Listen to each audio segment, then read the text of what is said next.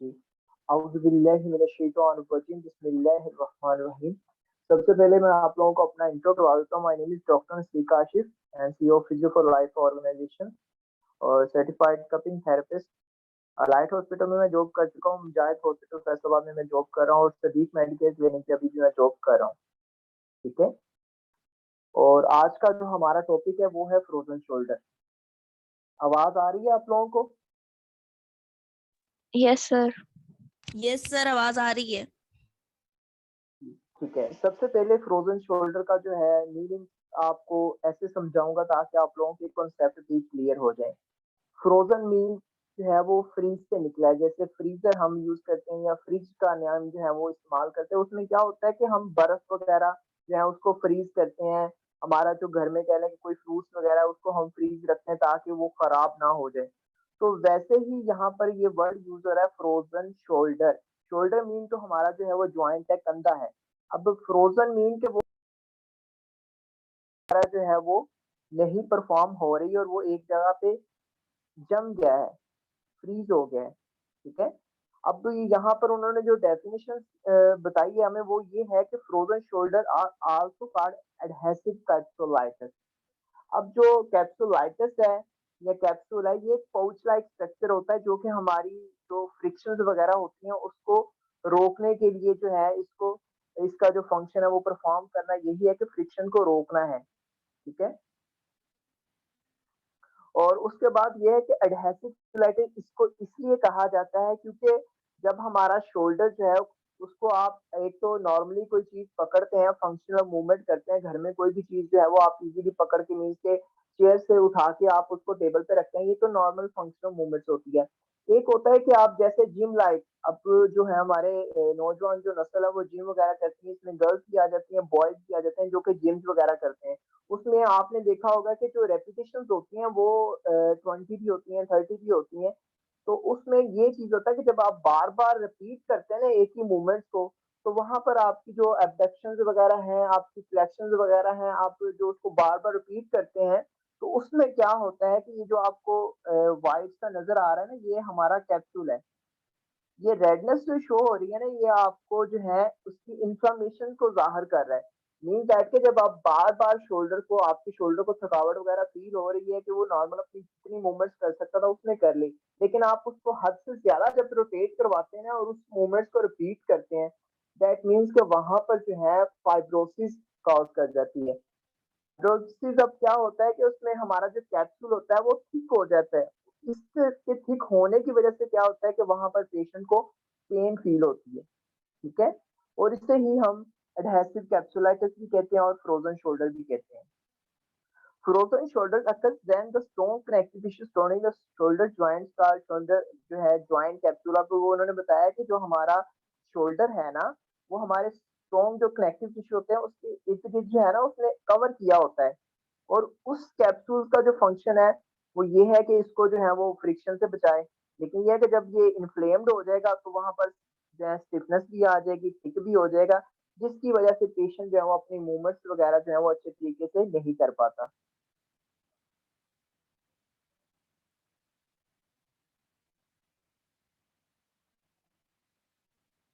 उसके बाद अब आ जाएँ आप इसकी एनाटॉमी की तरफ। आपको सबसे जो है कह लें कि लेफ्ट साइड पे आप देखें तो आपको क्लैविकल जो बोन है ये नज़र आ जाएगी। उसके बाद एक यहाँ पर जो है 2 बोन्स मिल रही हैं, एक्रोमियोक्लेविकुलर जॉइंट, ठीक है?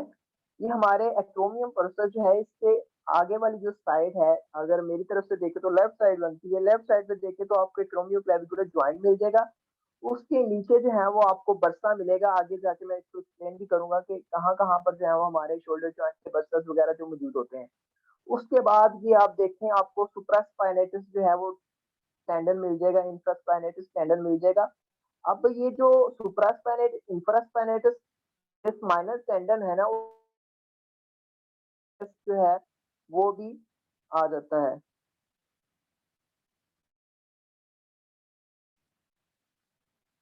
ठीक है? ये कौन आ गया?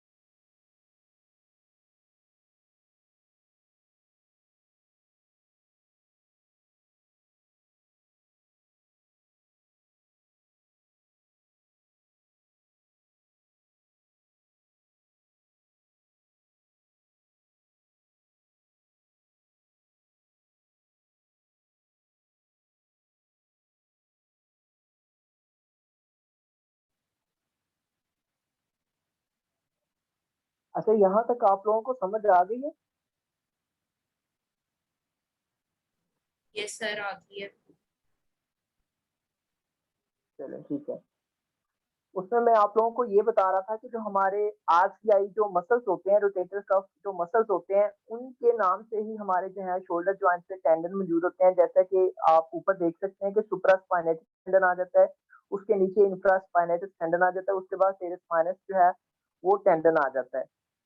अब इनका जो फंक्शन है ना, अब टेंडन मीन जो है आपको इससे याद रखना चाहिए कि जो टेंडन है ना, इससे ही लफ्ज बनता है स्ट्रेन। मीन्स कि अगर आपकी कोई टेंडन की इंफ्लामेशन हो जाती है या उसमें कोई प्रॉब्लम हो जाती है, तो उसको हम क्या कहते हैं कि पेशेंट को जो है वो स्ट्रेन हो गया है। ठीक है, मीन्स कि अगर आपको किसी भी टेंडन की इंजरी होती है तो उसको हम स्ट्रेन बोलते हैं। अगर आपकी किसी लिगामेंट की इंजरी हुई है तो उसको हम बोलते हैं कि इस पेशेंट को स्ट्रेन हो गया है। अब ये अगर आप स्पोर्ट्स इंजरीज वगैरह की तरफ जाएं तो दो ये कॉमन चीजें हैं जो कि हमें देखने को मिलती हैं, जिससे हम पेशेंट वगैरह जो है उनको डील करते हैं। ठीक है, अब टेंडन में ये होता है कि ये टेंडन जो होता है ये मसल टू बोन कनेक्ट करता है, और इसका जो फंक्शन है वो ये है कि ये टेंसाइल फोर्सेस जो है ना वो मसल से बोन में जो है कन्वर्ट करता है। अगर आप कोई वजन वगैरह जो है वेट वगैरह पुल करते हैं तो आपके मसल्स के अंदर इतनी कह लें कि फोर्सेस वगैरह होती है कि उसको कैरी करता है, वही फोर्स जो है वो फिर बोन के ऊपर लगती है। ये आप लोग अगर जो है 7th सेमेस्टर में, 6th सेमेस्टर में, 5th सेमेस्टर में हो गए, इन लोगों ने बायोमैकेनिक्स पढ़ा होगा, तो आप लोगों को टेंसाइल फोर्सेस वगैरह जो है, स्ट्रेस फोर्सेस वगैरह ये पढ़ाई होंगी आप लोगों को। ठीक है,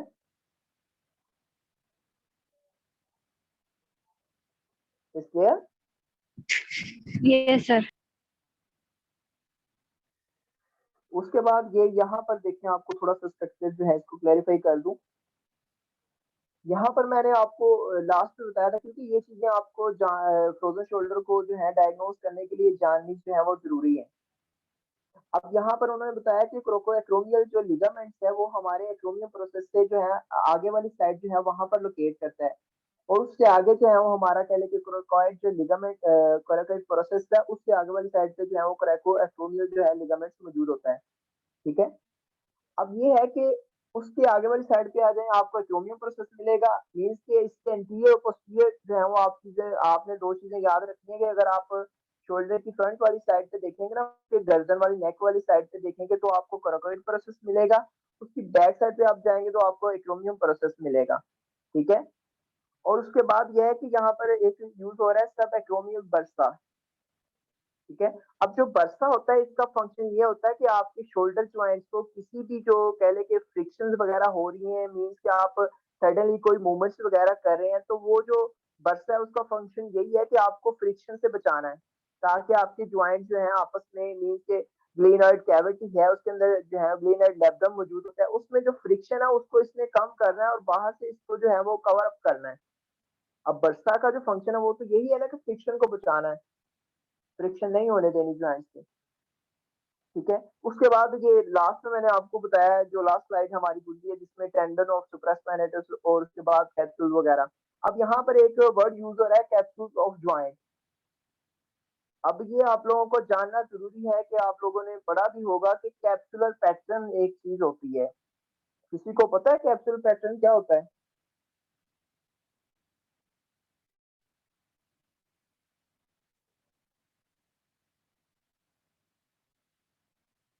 पता है किसी को कैप्सुलर पैटर्न क्या होता है?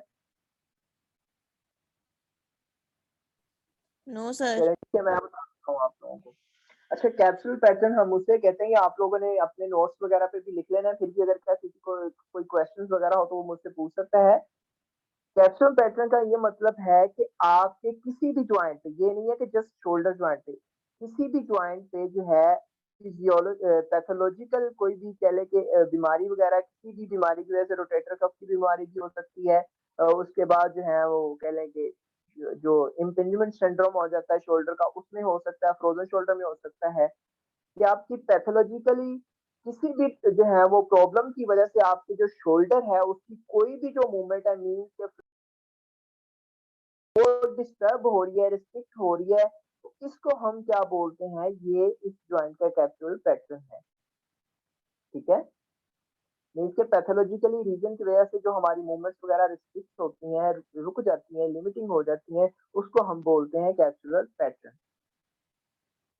और इसकी अगर आप नर्व सप्लाई की तरफ आ जाए तो इसमें ब्रेकियल प्लेक्सस यूज होता है हमारा, आप लोगों ने रीड किया होगा, जिसमें हमारा सुप्रास्कैपुलर आर्टरी आ जाती है। उसके बाद एक्सिलरी जो है वो नर्व आ जाती है, लेटरल पेक्टोरलिस जो है वो नर्व आ जाती है हमारी, क्योंकि ये पेक्टोरल जो मेजर है माइनर है ये भी कवर करते हैं। ठीक है उसमें सर जी जी। सर स्टूडेंट्स को मीटिंग में ऐड कर लें।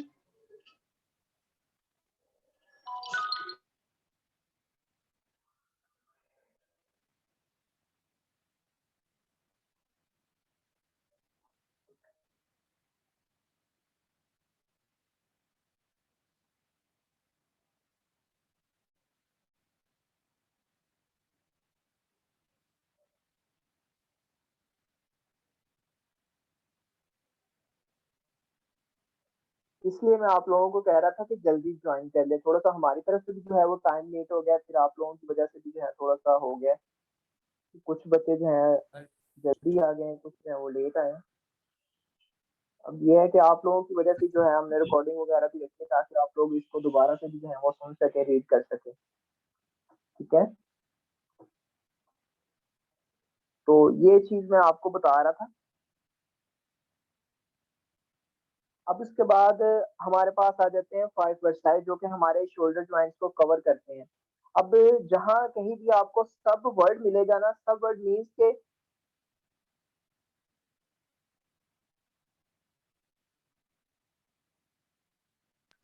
Excuse me sir. जी जी जी बेटा। सर जो ये रिस्ट्रिक्शन बताई आपने कैप्सुलर पैटर्न में मूवमेंट की, ये पैसिव मूवमेंट या एक्टिव मूवमेंट की रिस्ट्रिक्शन होगी? ये दोनों मूवमेंट्स में जो है वो रिस्ट्रिक्शन होगी,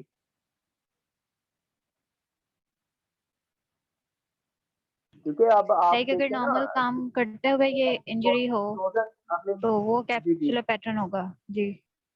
जी जी। मीन्स के आपके कोई भी पैथोलॉजिकल वजह से, पैथोलॉजिकल का मतलब है पैथोमीन की बीमारी है कि किसी भी आपको जी सर। बीमारी की वजह से, किसी भी इंजरी की वजह से, किसी भी ट्रॉमा की वजह से आपकी अगर वो मूवमेंट से रिस्ट्रिक्ट होती है पूरी कंप्लीट नहीं होती उसकी रेंज ऑफ मोशन, तो उसे हम कैप्सुलर पैटर्न बोलते हैं।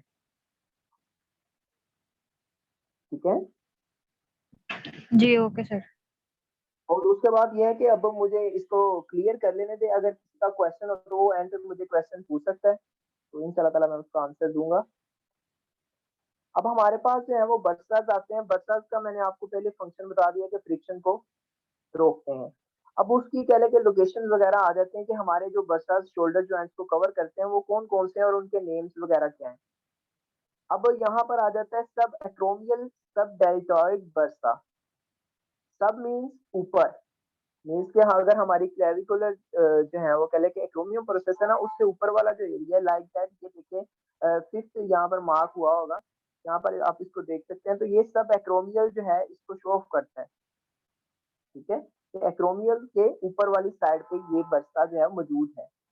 उसके बाद है सब स्कैपुलर रिसिस। अब ये जो रिसिस है ना, इसको हम कहते हैं pouch like structure. Recess mean pouch. अब ये बरसा भी एक पाउच शक्ल ही रखता है, जो कि हमें हमारे ज्वाइंट को जो है वो फ्रिक्शन से बचाता है। ठीक है, अब आप इसको दूसरा नाम भी दे सकते हैं कि बरसा को रिसिस भी कहा जाता है। उसके बाद हमारे पास रह जाता है सब कोराकॉइड बर्सा। मीन कि हमारा जो कोराकॉइड प्रोसेस है उसकी ऊपर वाली साइड पे भी बर्सा होता है। जब ये मैं वो कह लें कि टेस्ट परफॉर्म करूंगा फ्रोजन शोल्डर को जो है डायग्नोज करने के लिए, जो हम कोराकॉइड पेन टेस्ट करते हैं वो इसी बर्सा के ऊपर हम उसको पल्पेट करते हैं, और अगर पेशेंट को वो पेन हो तो उसको हम बोलते हैं कि इस पेशेंट को फ्रोजन शोल्डर है। लाइक दैट, ये नहीं है कि आपके पास पेशेंट आया तो आपने उसको फौरन जो कह दिया कि एक्सरे करवा के लेके आए, नहीं, आप वहां पे ही आपका काम बनता है कि आप एज अ फिजियोथेरेपिस्ट तमाम जो कह लें कि हमारे टेस्ट वगैरह होते हैं उनको परफॉर्म करें, ताकि पेशेंट को देखें, अपनी तरफ से तसल्ली करें। अगर वो टेस्ट पेशेंट जो है वो क्लियर कर लेता है, लेकिन आपको साइन सिम्टम जो है वो फ्रोजन शोल्डर वाले लग रहे हैं, तो आपको फिर चाहिए कि आप जो है उसका एक्सरे वगैरह करवाएं, और एक्सरे में कौन सी चीजें देखनी है वो भी आगे से मैं आप लोगों को बता देता हूँ। उसके बाद आ जाते हैं कोरेकोक्लेविकुलर बर्सा, मीन्स के उसमें कोराकॉइड प्रोसेस भी शामिल हो रहा है और क्लेविकुलर भी जो है शामिल हो रहा है, लेकिन सबसे पहले हमें किसको फॉलो करना है, कोराकॉइड प्रोसेस को।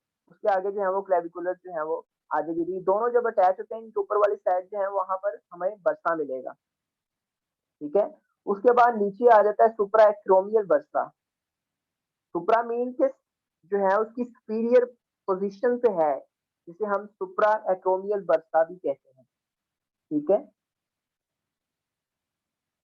उसके बाद ये हमारे पास कह लें कि मुख्तलिफ मूवमेंट्स आ जाते हैं जो कि हमारा शोल्डर जॉइंट करता है। इसका आप लोगों ने इसको नोट डाउन भी कर लेना, मैं आप लोगों को साथ साथ में जो है ना इनकी जो है रेंजेस वगैरह भी आप लोगों को बताता जाऊंगा ताकि लोगों को आसानी हो इसमें। सबसे पहले हमारे पास हो जाती है शोल्डर फ्लेक्शन। अब जो शोल्डर फ्लेक्शन है, अगर मेरी आवाज आपको स्पीड में लगे तो आप लोगों ने बता देना कि सर थोड़ा सा आस्था जो है या अपनी जो वॉइस है उसको स्लो में जो है हमें रिपीट करते हैं, तो इंशाल्लाह ताला मैं स्लो में रिपीट कर दूंगा ताकि आप लोगों को जो है वो अच्छे से समझ लग जाए, ठीक है। Okay sir. सर आप सबसे कोराकॉइड पहले गेन हमारे का पास हो दोबारा जाती बता है, देंगे? मैंने कहा था लास्ट में क्वेश्चन कर लीजिएगा, ऐसे आप लोगों ने फिर रास्ते में छोड़ के चला जाना कि सर ने टाइम बहुत लगा दिया। कि क्वेश्चन क्या कह रहे थे आप? सर कोराकॉइड गेन का जो आप कह रहे थे, कोराकॉइड के ऊपर पैल्पिटेशंस फेल्ट होती हैं, उसको जरा रिपीट कर दें। वो आगे टेस्ट है ना, वो आप लोगों को मैं रिपीट कर दूंगा, वो टेस्ट की वीडियोस वगैरह मैं ओके आपको सर। आपके साथ। उसके बाद हमारे पास आ जाता है सबसे पहले जो शोल्डर की मूवमेंट्स होती है वो फ्लेक्शन होती है। अब आप शोल्डर की फ्लेक्शन की जो ROM है ना, रेंज ऑफ मोशन, वो 150 डिग्री होती है, ये आप लोग लिख लें। जो हमारे पास शोल्डर फ्लेक्शन है इसकी रेंज ऑफ मोशन जो होती है वो 150 डिग्री होती है। और रेंज ऑफ मोशन को चेक करने के लिए जो हम कह लें कि कोई आला यूज करते हैं या कोई इंस्ट्रूमेंट यूज करते हैं, तो वो हमारे पास आ जाता है गोनियोमीटर, जिससे हम शोल्डर की रेंज ऑफ मोशन जो है वो मेजर कर सकते हैं, ठीक है। जी सर। उसके बाद ये है कि हमारे पास शोल्डर फ्लेक्शन में जो मसल्स आ जाते हैं उनमें एंटीरियर डेल्टॉइड आ जाता है, पेक्टोरेलिस मेजर आ जाता है और क्रैकोब्रैकियलिस मसल आता है। ये तीनों मसल्स हैं, इसको आप फील भी कर सकते हैं। जब आप शोल्डर को ऊपर लेके जाएं तो आप खुद उसको पल्पेट करें अपने जो, अगर राइट साइड से करें तो राइट साइड पे जो शोल्डर है उसकी आगे वाली साइड को पल्पेट करें, एंटीरियर डेल्टॉइड जहां पर लोकेट करता है। फिर आप पेक्टोरल मेजर जो है उसको पल्पेट करें, फिर कोरेकोब्रैकियलिस जो मसल है उसको पल्पेट करें कि जो आपके शोल्डर को ऊपर की तरफ लेके जा रहा है उसमें कौन से मसल्स इन्वॉल्व हो रहे हैं। ये आपको वो चीजें हैं जो आपको वायदे में काम देंगी कि आप अगर आपको नाम भूल जाते हैं लेकिन आपका जहन में वो नाम तो बैठे हों कि आगे साइड पे एंटीरियर डेल्टॉइड होता है, ये जो ब्रेस्ट साइड है यहाँ पर जो है वो हमारा पेक्टोरल मेजर और माइनर आ जाता है, और उसके बाद जो है हमारे पास कोरेकोब्रैकियलिस मसल्स आ जाता है ब्रेकियस साइड पे। तो ये चीज जो है, ये मसल जो है ना आपको ऐसे ही याद रखने चाहिए कि यहाँ पर ऊपर आप फ्लेक्शन करें तो आपको इजीली पता चल जाए कि यहाँ पर ये वाले मसल जो है वो लोकेट होते हैं, ठीक है। Is clear? Yes sir. जी सर। उसके बाद हमारे पास आ जाती है शोल्डर की एक्सटेंशन। अब जो फ्रोजन शोल्डर पेशेंट होता है, मैं साथ में आपको गाइड भी कर देता हूँ, आगे जाके वो फिर काम आएगी हमारे। जो फ्रोजन शोल्डर का पेशेंट होता है उसकी एक्सटेंशन जो है ना वो रिस्ट्रिक्ट हो जाती है। बाकी भी मूवमेंट्स होती हैं लेकिन ये भी होती है। जब आप किसी पेशेंट को देखेंगे ना फ्रोजन शोल्डर वाला, तो उसका पीछे वाली जो हमारा हिप जॉइंट है ना वहां पर जो कह लें कि हमारा लंबर रीजन है या कोक्सिक्स बोन है, आप पेशेंट को कहें वहां पर हाथ लेके जाएं, या आप उसको बोलें कि यहाँ पर जो है थोड़ा सा नंबर के ऊपर जो हमारा रीजन आ जाता है वहां तक आप अपना हाथ लेके जाएं, तो पेशेंट जस्ट जो है ना वो कह लें कि हिप जो एंड हमारे ग्लूटियस मैक्सिमम मीडियस मसल्स है वहां तक लेके जा सकेगा, उससे ऊपर नहीं लेके जा सके। कुछ तो ऐसे होते हैं कि वो एक्सटेंशन कर ही नहीं पाते, मीन्स के जो है वो 10 डिग्री तक की जो है अपने बाजू को रखते हैं फ्रोजन शोल्डर में। अब जो शोल्डर एक्सटेंशन है इसकी जो डिग्री होती है, रेंज ऑफ मोशन होती है वो 50 होती है, 50। और आप लोगों ने मुझे ना जल्दी जल्दी में रिस्पॉन्स देना ताकि आप लोगों का टाइम भी जो है ना वो सेव किया जाए। वे लास्ट जो वेबिनार था उसमें बच्चे कह रहे थे कि सर आपने टाइम बहुत लगा दिया, लेक्चर बहुत जो है वो लॉन्ग कर दिया, लेंथी कर दिया। लेकिन मेरी कोशिश ये होती है कि जो भी वेबिनार हो बच्चों को समझ आनी चाहिए, उसमें आप जो है ना अरबी बोले ना इंग्लिश बोले, लेकिन बच्चों को समझ आनी चाहिए। तो वैसे अल्फाज भी आप इस्तेमाल करें, वैसी टेक्निक भी आप जो है इस्तेमाल करें, ठीक है। Okay sir. Yes Okay, sir. sir. उसके Yes, बाद जो sir. है हमारे पास आ जाती है एडक्शन आ जाती है। तो एडक्शन की जो रेंज ऑफ मोशन है वो 30 से लेके 50 तक होती है, 30 से लेके 50 तक।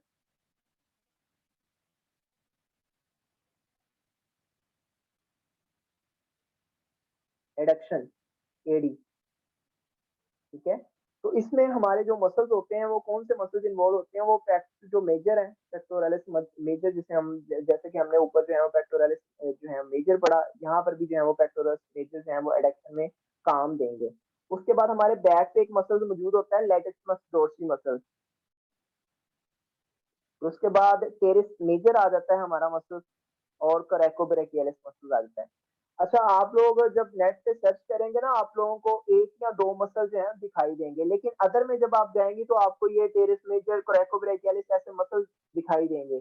और आप लोगों का वहां पर क्वेश्चन भी बनता है कि सर हम जो है वो तो हमें सर ने जो बताया है या किसी मैम ने बताया वो तो एक मसल आता है, जैसे कि सुप्रास्पाइनेटस आ जाता है, डेल्टॉइड आ जाता है, लेकिन ये साथ में दो तीन और क्यों आते हैं, हमें तो ये मैम ने पढ़ाया नहीं। अब जब कोई मसल अदर में आता है ना, अदर मीन्स के वो अब जो है आप देखें कि आपने खाना खाना है। जब आप खाना खाएंगे तो आपके कौन कौन से मसल्स काम करेंगे? सबसे पहले तो आपके रिस्ट जॉइंट हैंड जो है वो काम करेंगे, फिर आपकी एल्बो फ्लेक्स होगी, फिर आप जब अपने माउथ की तरफ लेके जाएंगे तो आपका शोल्डर भी जो है वो अंदर वाली साइड पे जो है ट्रांसफर जो है कह लें कि एडक्ट होगा। मीन दैट के एक फंक्शन को परफॉर्म करने के लिए ग्रुप ऑफ मसल्स काम करते हैं। स्पेसिफिक जो फंक्शन होता है वो तो एक मसल का होता है, लेकिन यह है कि जब स्पेसिफिक फंक्शन को परफॉर्म करने के लिए जो है ना वो आपको जो इर्द गिर्द सराउंडिंग में मसल्स होते हैं उनकी भी मदद की जरूरत होती है, ठीक है। तो यस सर। अदर जो मसल्स होते हैं उनको भी आपने नहीं भूलना, उनको भी याद रखना है, ठीक है। Okay sir. उसके बाद आ जाता है हमारे पास एबडक्शन, ठीक है। ये एबडक्शन जो है वो भी हमारी डिस्टर्ब होती है। जब फ्रोजन शोल्डर वाला पेशेंट होता है उसकी एबडक्शन भी डिस्टर्ब होती है। अब जो शोल्डर एबडक्टर मसल्स होते हैं हमारे, उसकी जो रेंज ऑफ मोशन होती है वो 150 डिग्री होती है, 150 डिग्री होती है उसकी रेंज ऑफ मोशन एबडक्शन।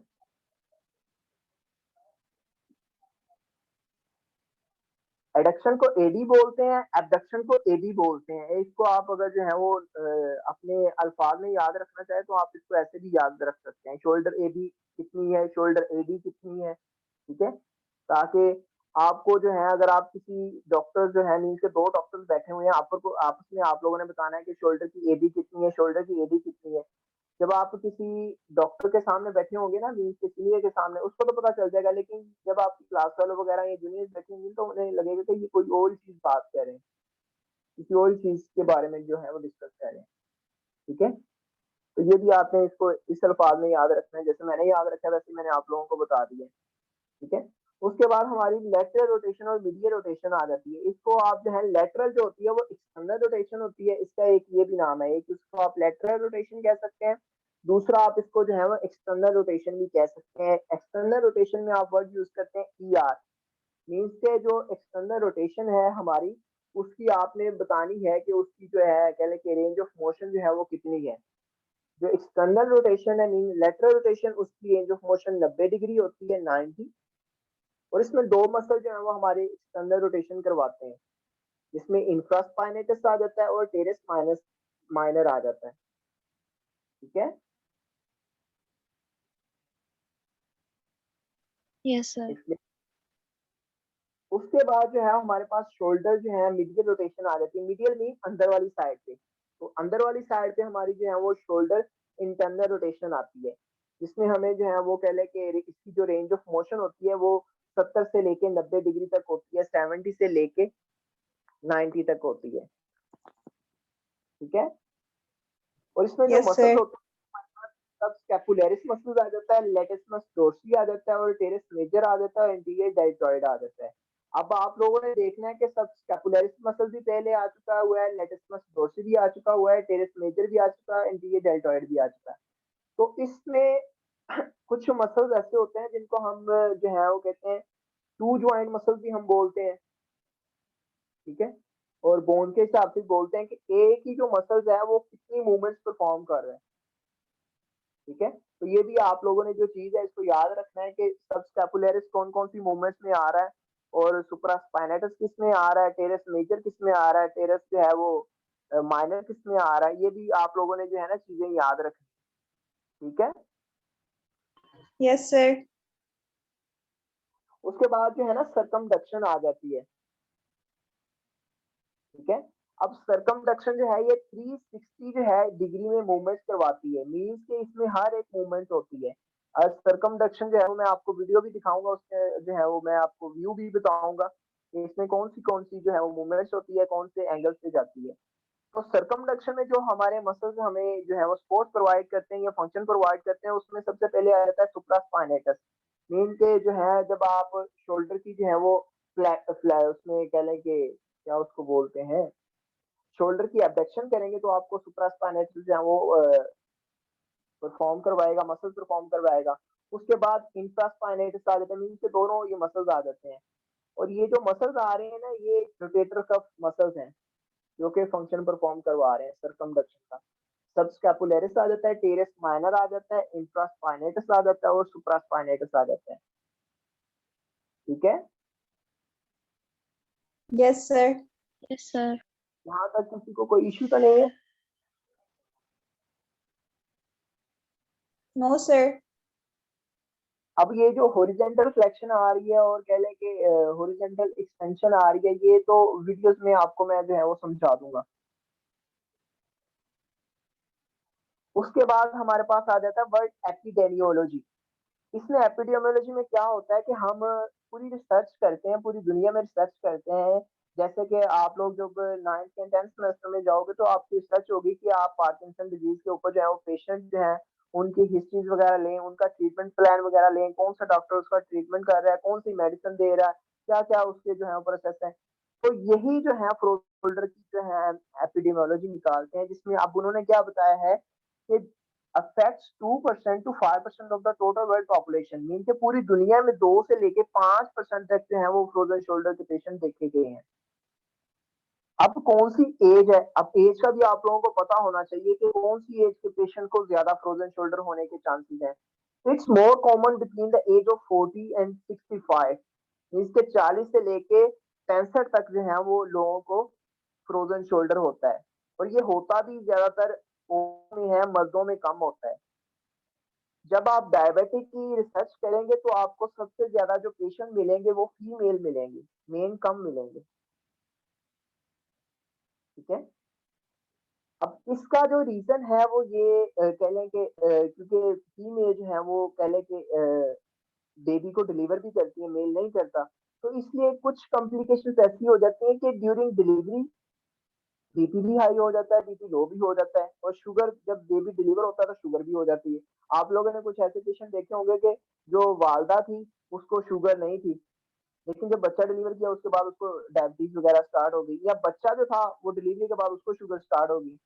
तो ये भी जो चीज है इससे भी पता हम लगा सकते हैं कि मेल्स फीमेल जो है इनको डायबिटीज के जो है वो चांसेस ज्यादा होते हैं, उनमें डायबिटीज ज्यादा होती है, ठीक है। और उनकी जो है कंपेयर टू मैन और वो मैन, तो जो औरतें होती हैं उनमें कुव्वत मदाफत जो होती है वो कम होती है, मैन में जो मर्द अफराद होते हैं उनमें कुव्वत मदाफत जो है वो ज्यादा होती है। मीन्स की अगर कोई अटैक करती है ना तो जो मर्द होता है उसको पहले के एक्सेप्ट करके जो है वो उसका डिफेंड करता है, बीमारी के खिलाफ लड़ता है अच्छी कुव्वत के साथ। लेकिन जो फीमेल होती है वो जल्दी जो है वो पहले के कवर अप नहीं होती और बीमारी के खिलाफ लड़ भी नहीं पाती, और इनको दूसरे तीसरे दिन जो है इनका बीपी वगैरह जो है वो लो रहता है, ठीक है। अब उन्होंने बताया है कि bilateral involvement occurs in 10 to 40% of the case. यहाँ पर किसी को कोई समझ लगी?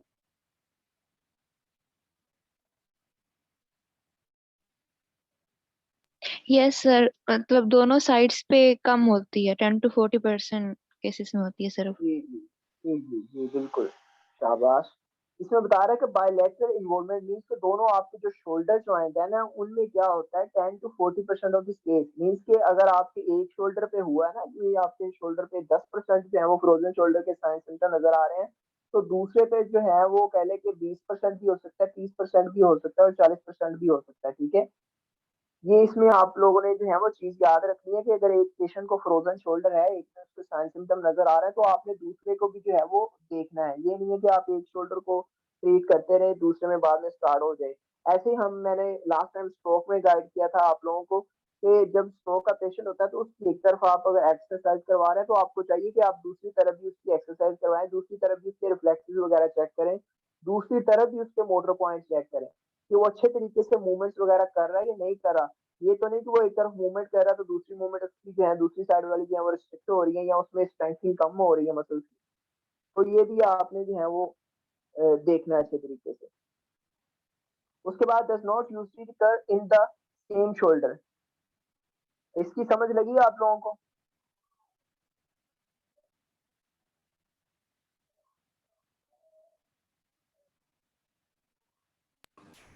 सर मतलब एक शोल्डर अगर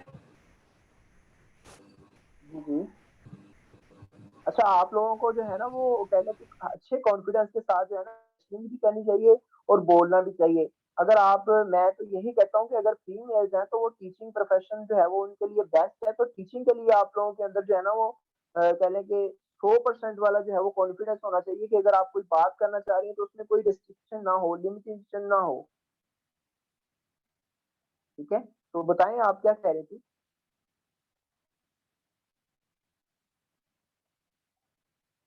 जी बोले बेटा।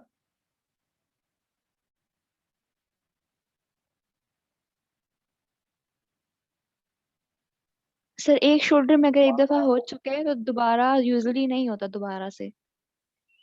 जी जी बिल्कुल, शाबाश, ऐसे ही है कि अगर आपके जो है एक दफा फ्रोजन शोल्डर में फ्रोजन शोल्डर आपका एक जो है वो जाम कंधा हो चुका है, तो लाजमी नहीं है कि दोबारा उसी में होगा, आपके दूसरे शोल्डर में भी हो सकता है। ठीक है, ये भी चीज आपने याद रखनी है।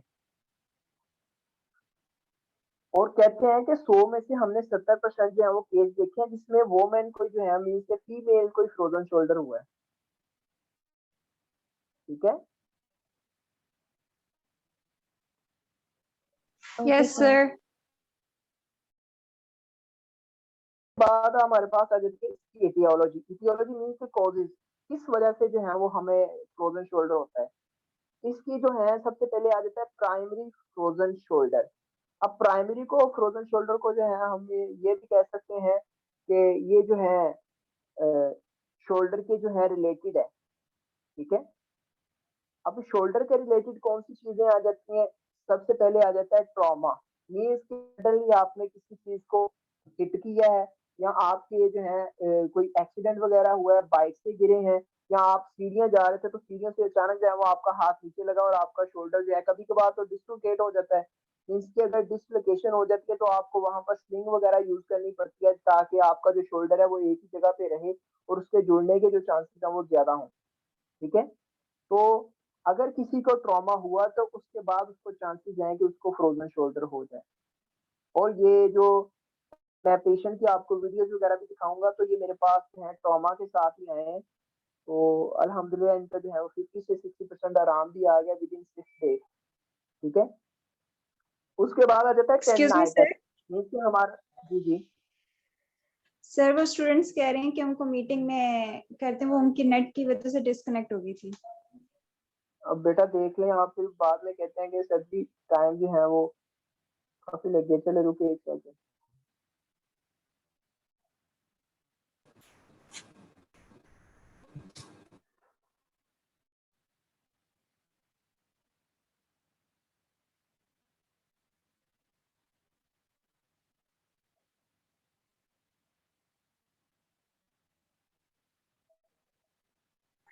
जी,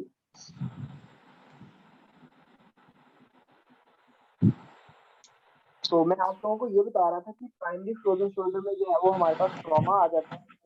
आपको पता है सडनली आपके किसी भी जगह के साथ है, किसी भी सामान के साथ, किसी भी ऑब्जेक्ट के साथ जो है आपका टकराव होता है उसमें, उसकी वजह से आपका जो है वो ट्रॉमा होता है। ट्रॉमा की वजह से हम पेशेंट को रेस्ट करवाते हैं, रेस्ट करवाते जब हैं तो वो जो शोल्डर है वो फ्रीज हो जाता है, रुक जाता है, काम करने के रुक जाता है, तो उसको हम ट्रॉमा बोलते हैं। उसके बाद हमारे पास आ जाता है टेंडिनाइटिस।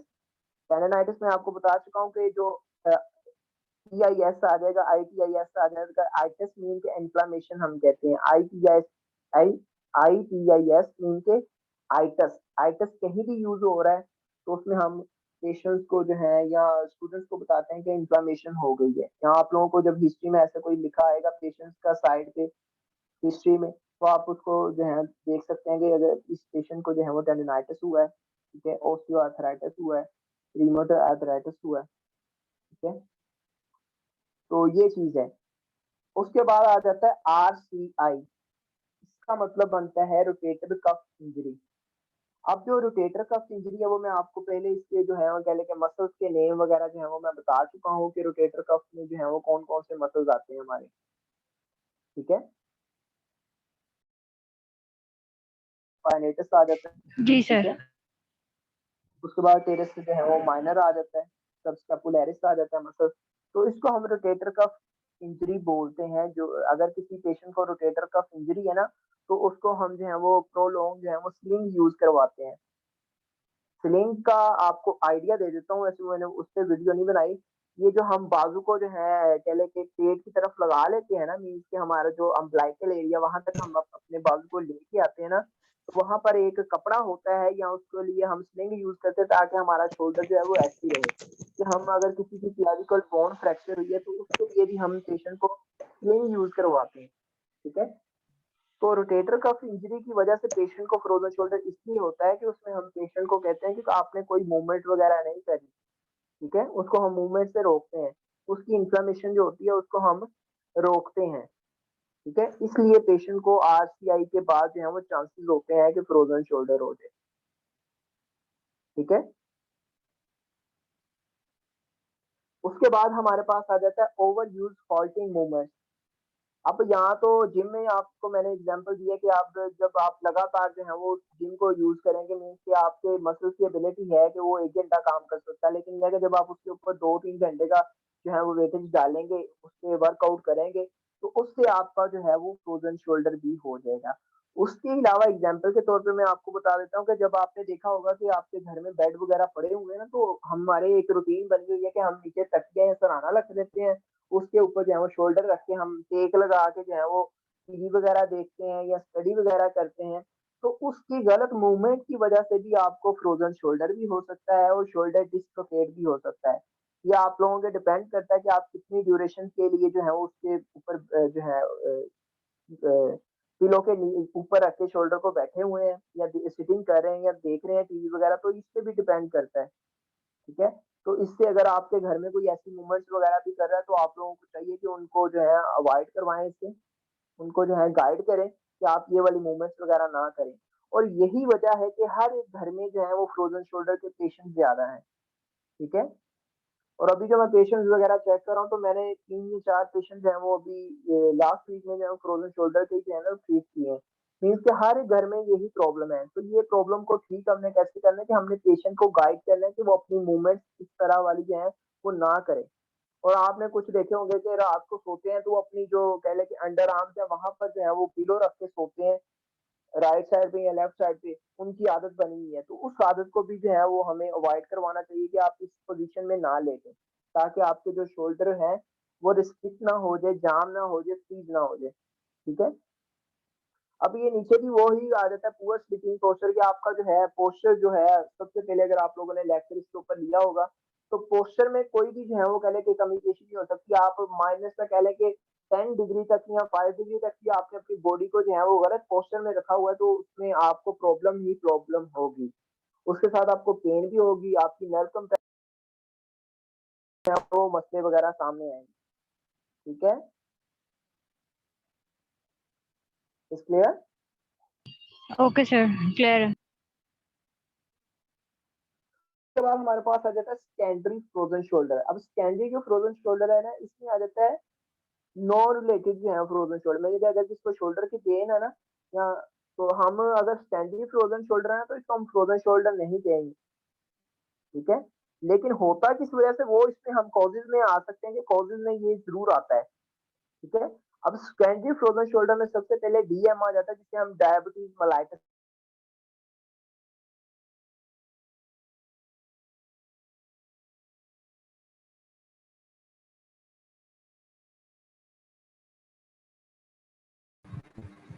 सर आपकी आवाज नहीं आ रही।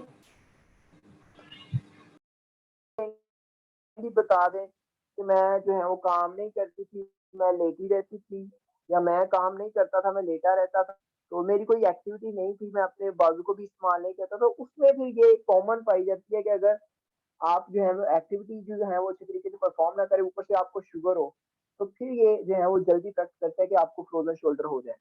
तो जो शुगर वाले मरीज होते हैं उनको आपने कहना है कि वो मोशन में रहें, मीन्स के मूवमेंट्स वगैरह करते रहें, अपनी बॉडी को जो है वो रेस्ट में ना रखें, अपने जो भी जॉइंट्स हैं, एल्बो जॉइंट है, शोल्डर जॉइंट है, रिस्ट जॉइंट है, हिप जॉइंट है, नी जॉइंट है, एंकल जॉइंट है, तो इनकी मूवमेंट्स वगैरह करते रहें, मीन्स कि आप उनको एक्टिव मूवमेंट बता दें, या अगर घर में वालदा है या वालिद साहब है तो उनको पैसिव मूवमेंट जो है वो आप खुद करवाते रहें, ताकि वो उनके जो जॉइंट्स हैं, उनके जो मसल्स हैं वो मूवमेंट्स में रहें, हरकत में रहें। जब हरकत में रहेंगे तो कोई भी प्रॉब्लम नहीं होगी। और यहाँ तक इससे डायबिटीज मेलाइटिस में यहाँ तक भी बताया गया कि अगर आप उस पेशेंट को एक्सरसाइज करवाते हैं तो ना उसको न्यूरोपैथी होगी, ठीक है। न्यूरोपैथी मीन्स के नर्व की कोई डिजीज वगैरह नहीं उस पेशेंट को होगी, कोई जलन वगैरह, कोई नमनेस वगैरह नहीं होगी, उस पेशेंट को एड़ियों वगैरह में भी दर्द नहीं होगी, जलन नहीं होगी, ठीक है। उसके बाद यह है कि अगर उस पेशेंट को गैंग्रीन या नेक्रोसिस वगैरह भी नहीं होगी। आपने नेट पे देखा होगा, यहीं आगे पीछे कहीं देखा होगा कि पेशेंट जो है उसकी स्किन ब्लैक हो जाती है। अब गैंग्रीन में क्या होता है कि हमारी जो सेल्स होती है ना, उनकी जो कह लें कि टिश्यूज वगैरह और सेल्स वगैरह होते हैं, उनकी डेथ हो जाती है। जब उनकी डेथ होती है ना तो वहां पर गैंग्रीन जो है वो डेवलप हो जाती है, और उसको अगर आप उसकी एम्प्यूटेशन नहीं करते, एम्प्यूटेशन मीन कि किसी भी जो हमारी कह लें कि एल्बो आ जाती है, टांग आ जाती है, ये शुगर वाले जो मरीज होते हैं इनके ज्यादातर जो है ना वो कह लें कि डिस्टल एरिया जो है वो पेरिफेरल एरिया जो है वो ही इसमें होल होते हैं, जैसे कि हमारे हाथ हो जाते हैं, हमारे पाँव वगैरह, टांग वगैरह, तो इसकी ज्यादा एम्प्यूटेशन होती है। तो अगर हम डायबिटीज मेलाइटिस वाला जो पेशेंट होता है उसकी हम एक्सरसाइज वगैरह करें, उसको डाइट प्लान वगैरह बताएं, तो उससे हम इनको ये तमाम तर जो कंडीशंस हैं इनसे हम उनको बचा सकते हैं, ठीक है। तो ऐसे ही अगर आप डायबिटीज मेलाइटिस वाले को गाइड नहीं करते, मूवमेंट्स वगैरह नहीं करवाते, तो उसको फ्रोजन शोल्डर होने के चांसेस हैं। उसके बाद हमारे पास थायराइड ग्लैंड आ जाता है, इसमें हाइपरथायरॉयडिज्म और हाइपोथायरॉयडिज्म आ जाता है, इसकी वजह से भी जो है फ्रोजन शोल्डर हो जाता है। और ये मैंने पेशेंट देखा है, उसका ट्रीटमेंट वगैरह भी किया है, लेकिन ये है कि उससे जो है ना पेशेंट को फ्रोजन शोल्डर के अलावा एक और उसकी कंप्लेंट थी कि उसकी जो पेन है वो रेडिएटिंग पेन थी, मीन कि उसको C6 और C7 पे प्रॉब्लम भी थी। फ्रोजन शोल्डर के भी साइन सिम्टम आ रहे हैं और साथ में उसके नमनेस वगैरह भी आ रही है, पेन की जो है वो एक जगह से दूसरी जगह रेडिएट कर रही है। अब जिसको C6 और C7 पे प्रॉब्लम होगी, इसके सर्वाइकल जो वर्टिब्रा है C6 C7 उसमें प्रॉब्लम होगी, तो पेशेंट की जो पेन है वो शोल्डर से लेके हाथों तक जाएगी, मीन्स के जो है हमारा शोल्डर से लेके हमारा जो एंटीरियर साइड है, मीन्स के हमारी जो सिफेलिक आर्टरी आ जाती है मीडियल और लैटरल, वहां से गुजरती हुई हाथों में जाएगी और नमनेस वगैरह भी होगी, ठीक है। तो ये भी केस आपको देखने को मिलेगा। उसके बाद आ जाती है रेफर्ड पेन। अब रेफर्ड पेन के बारे में कुछ जानता है तो मुझे बताए।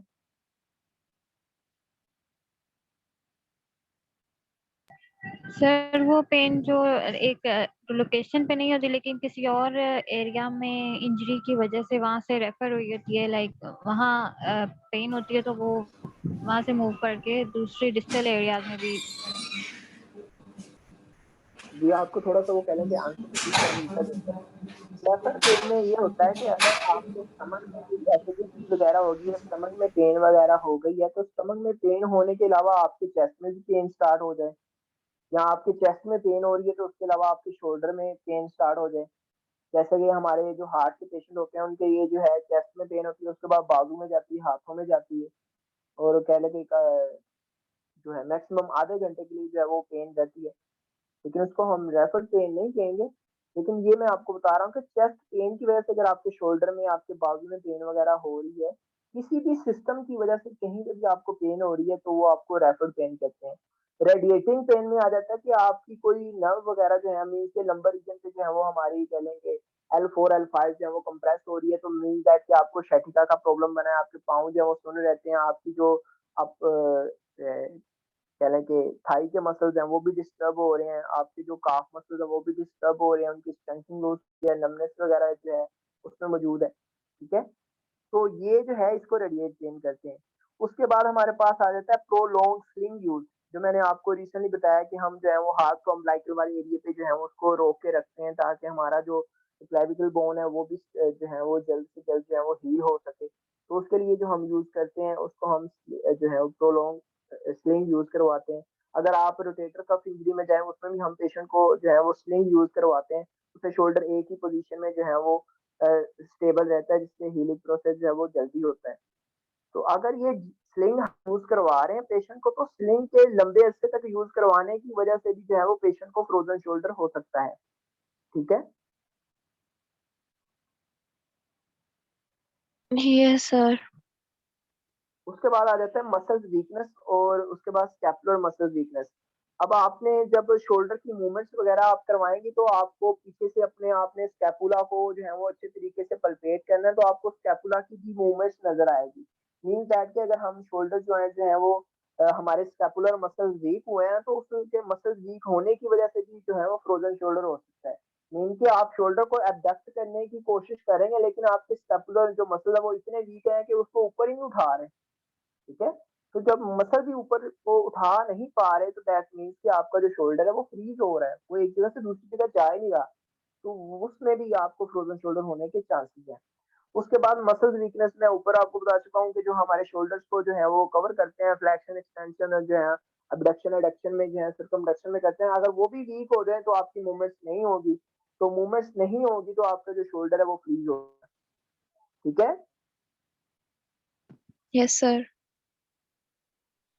उसके बाद जो है ना फ्रोजन शोल्डर की कुछ स्टेजेस हैं और साथ में इनका ट्रीटमेंट वगैरह भी है, ये आप लोगों ने साथ में लिखते भी जाना है। ठीक है, अब सबसे पहली जो स्टेज है उसमें क्या होता है कि आपके जो ज्वाइंट है ना, शोल्डर ज्वाइंट है वो फ्रीज हो जाता है, और उसकी जो सबसे पहली जो स्टेज होती है वो पेनफुल होती है, पेन आता है फ्रोजन शोल्डर के साथ। तो जी जी सर कुछ स्टूडेंट्स का डिस्कनेक्ट हो गया, आप उनको एंटर कर सकते हैं दोबारा से? बेटा, आप लोगों ने अभी कह देना कि सर आपका टाइम ज्यादा हो गया। सर शायद नेट का कोई इशू था।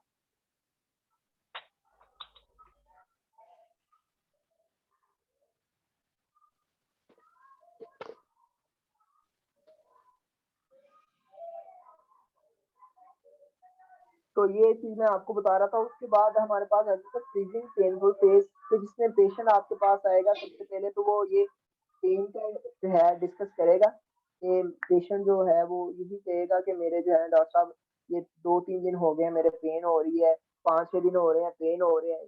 पेन तो आपको रोटेटर कफ के साथ भी पेशेंट कहेगा कि मुझे पेन हो रही है, उसके बाद डिसलोकेशन के साथ भी आपको कहेगा पेन हो रही है। अगर कोई फिब्रोमाइल्जिया हो गया तो उसमें भी पेशेंट आपको कहेगा पेन हो गई है। पेन से मतलब नहीं है आपको, आपको पेन अगर उसने कही ना तो वो आपको ड्यूरेशन बताएगा, आपने उस ड्यूरेशन को याद रखना है। अब यहाँ पर फ्रीजिंग जो फ्रीजिंग पेन फेज है उसमें 3 से लेके 6 मंथ तक मीन 3 to 6 मंथ जो है वो पेशेंट को ये स्टेज जो है वो पेनफुल रहती है। ये मीन्स कि अगर आप इसका ट्रीटमेंट करते हैं तो ये महीने के अंदर भी ठीक हो सकती है, 2 महीने भी लग सकते हैं, लेकिन मैक्सिमम जो है ना ये 6 महीने के अंदर ठीक हो जाएगी। अब जो रोटेटर कफ इंजरी है और फ्रोजन शोल्डर की फर्स्ट स्टेज है ना या फ्रोजन शोल्डर है, उसमें दो चीजें कॉमन है। तो ये है कि नाइट पेन, मीन्स रात को जो है ना वो उनको पेन होती है। ठीक है, अब रोटेटर कफ में क्या है कि रोटेटर कफ में जो है ना वो मूवमेंट्स वगैरह रिस्ट्रिक्ट नहीं होती, फ्रोजन शोल्डर में रिस्ट्रिक्ट होती है। आपने अगर किसी का टेस्ट करना है ना कि पेशेंट को फ्रोजन शोल्डर है या रोटेटर कफ इंजरी है, तो आप उसकी मूवमेंट करवाएंगे, उसकी मूवमेंट्स वगैरह रिस्ट्रिक्ट नहीं होगी। अगर फ्रोजन शोल्डर होगा तो उसकी हर एक मूवमेंट जो है ना वो रिस्ट्रिक्ट होगी। ठीक है,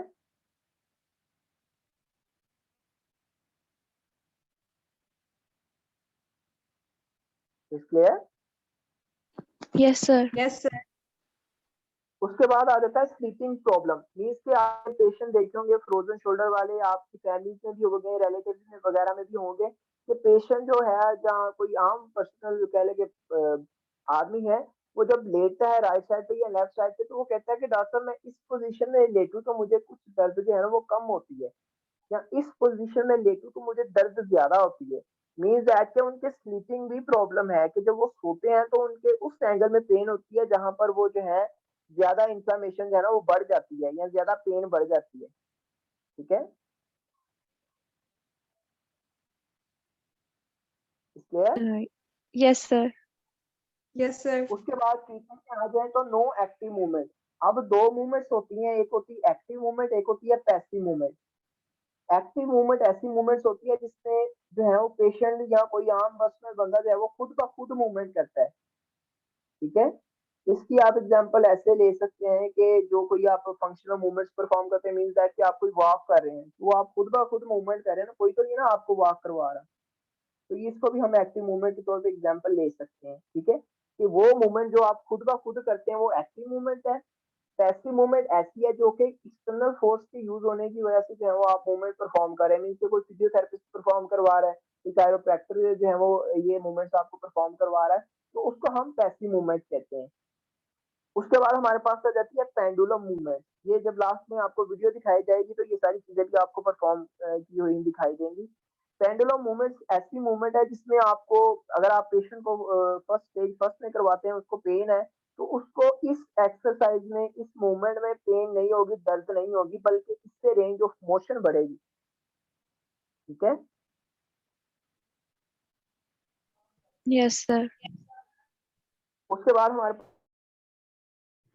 हीटिंग पैड, अल्ट्रासाउंड। अब जो 10th है इसको हम बोलते हैं ट्रांसक्यूटेनियस इलेक्ट्रिकल नर्व स्टिमुलेटर। इसका जो काम होता है वो पेन गेट थ्योरी के थ्रू होता है। अगर मैं उसको डिस्कस करने लग जाऊं तो 2-3 घंटे और लग जाने हैं, तो इसको रहने देते हैं। उसके बाद आ जाता है moist heating pad.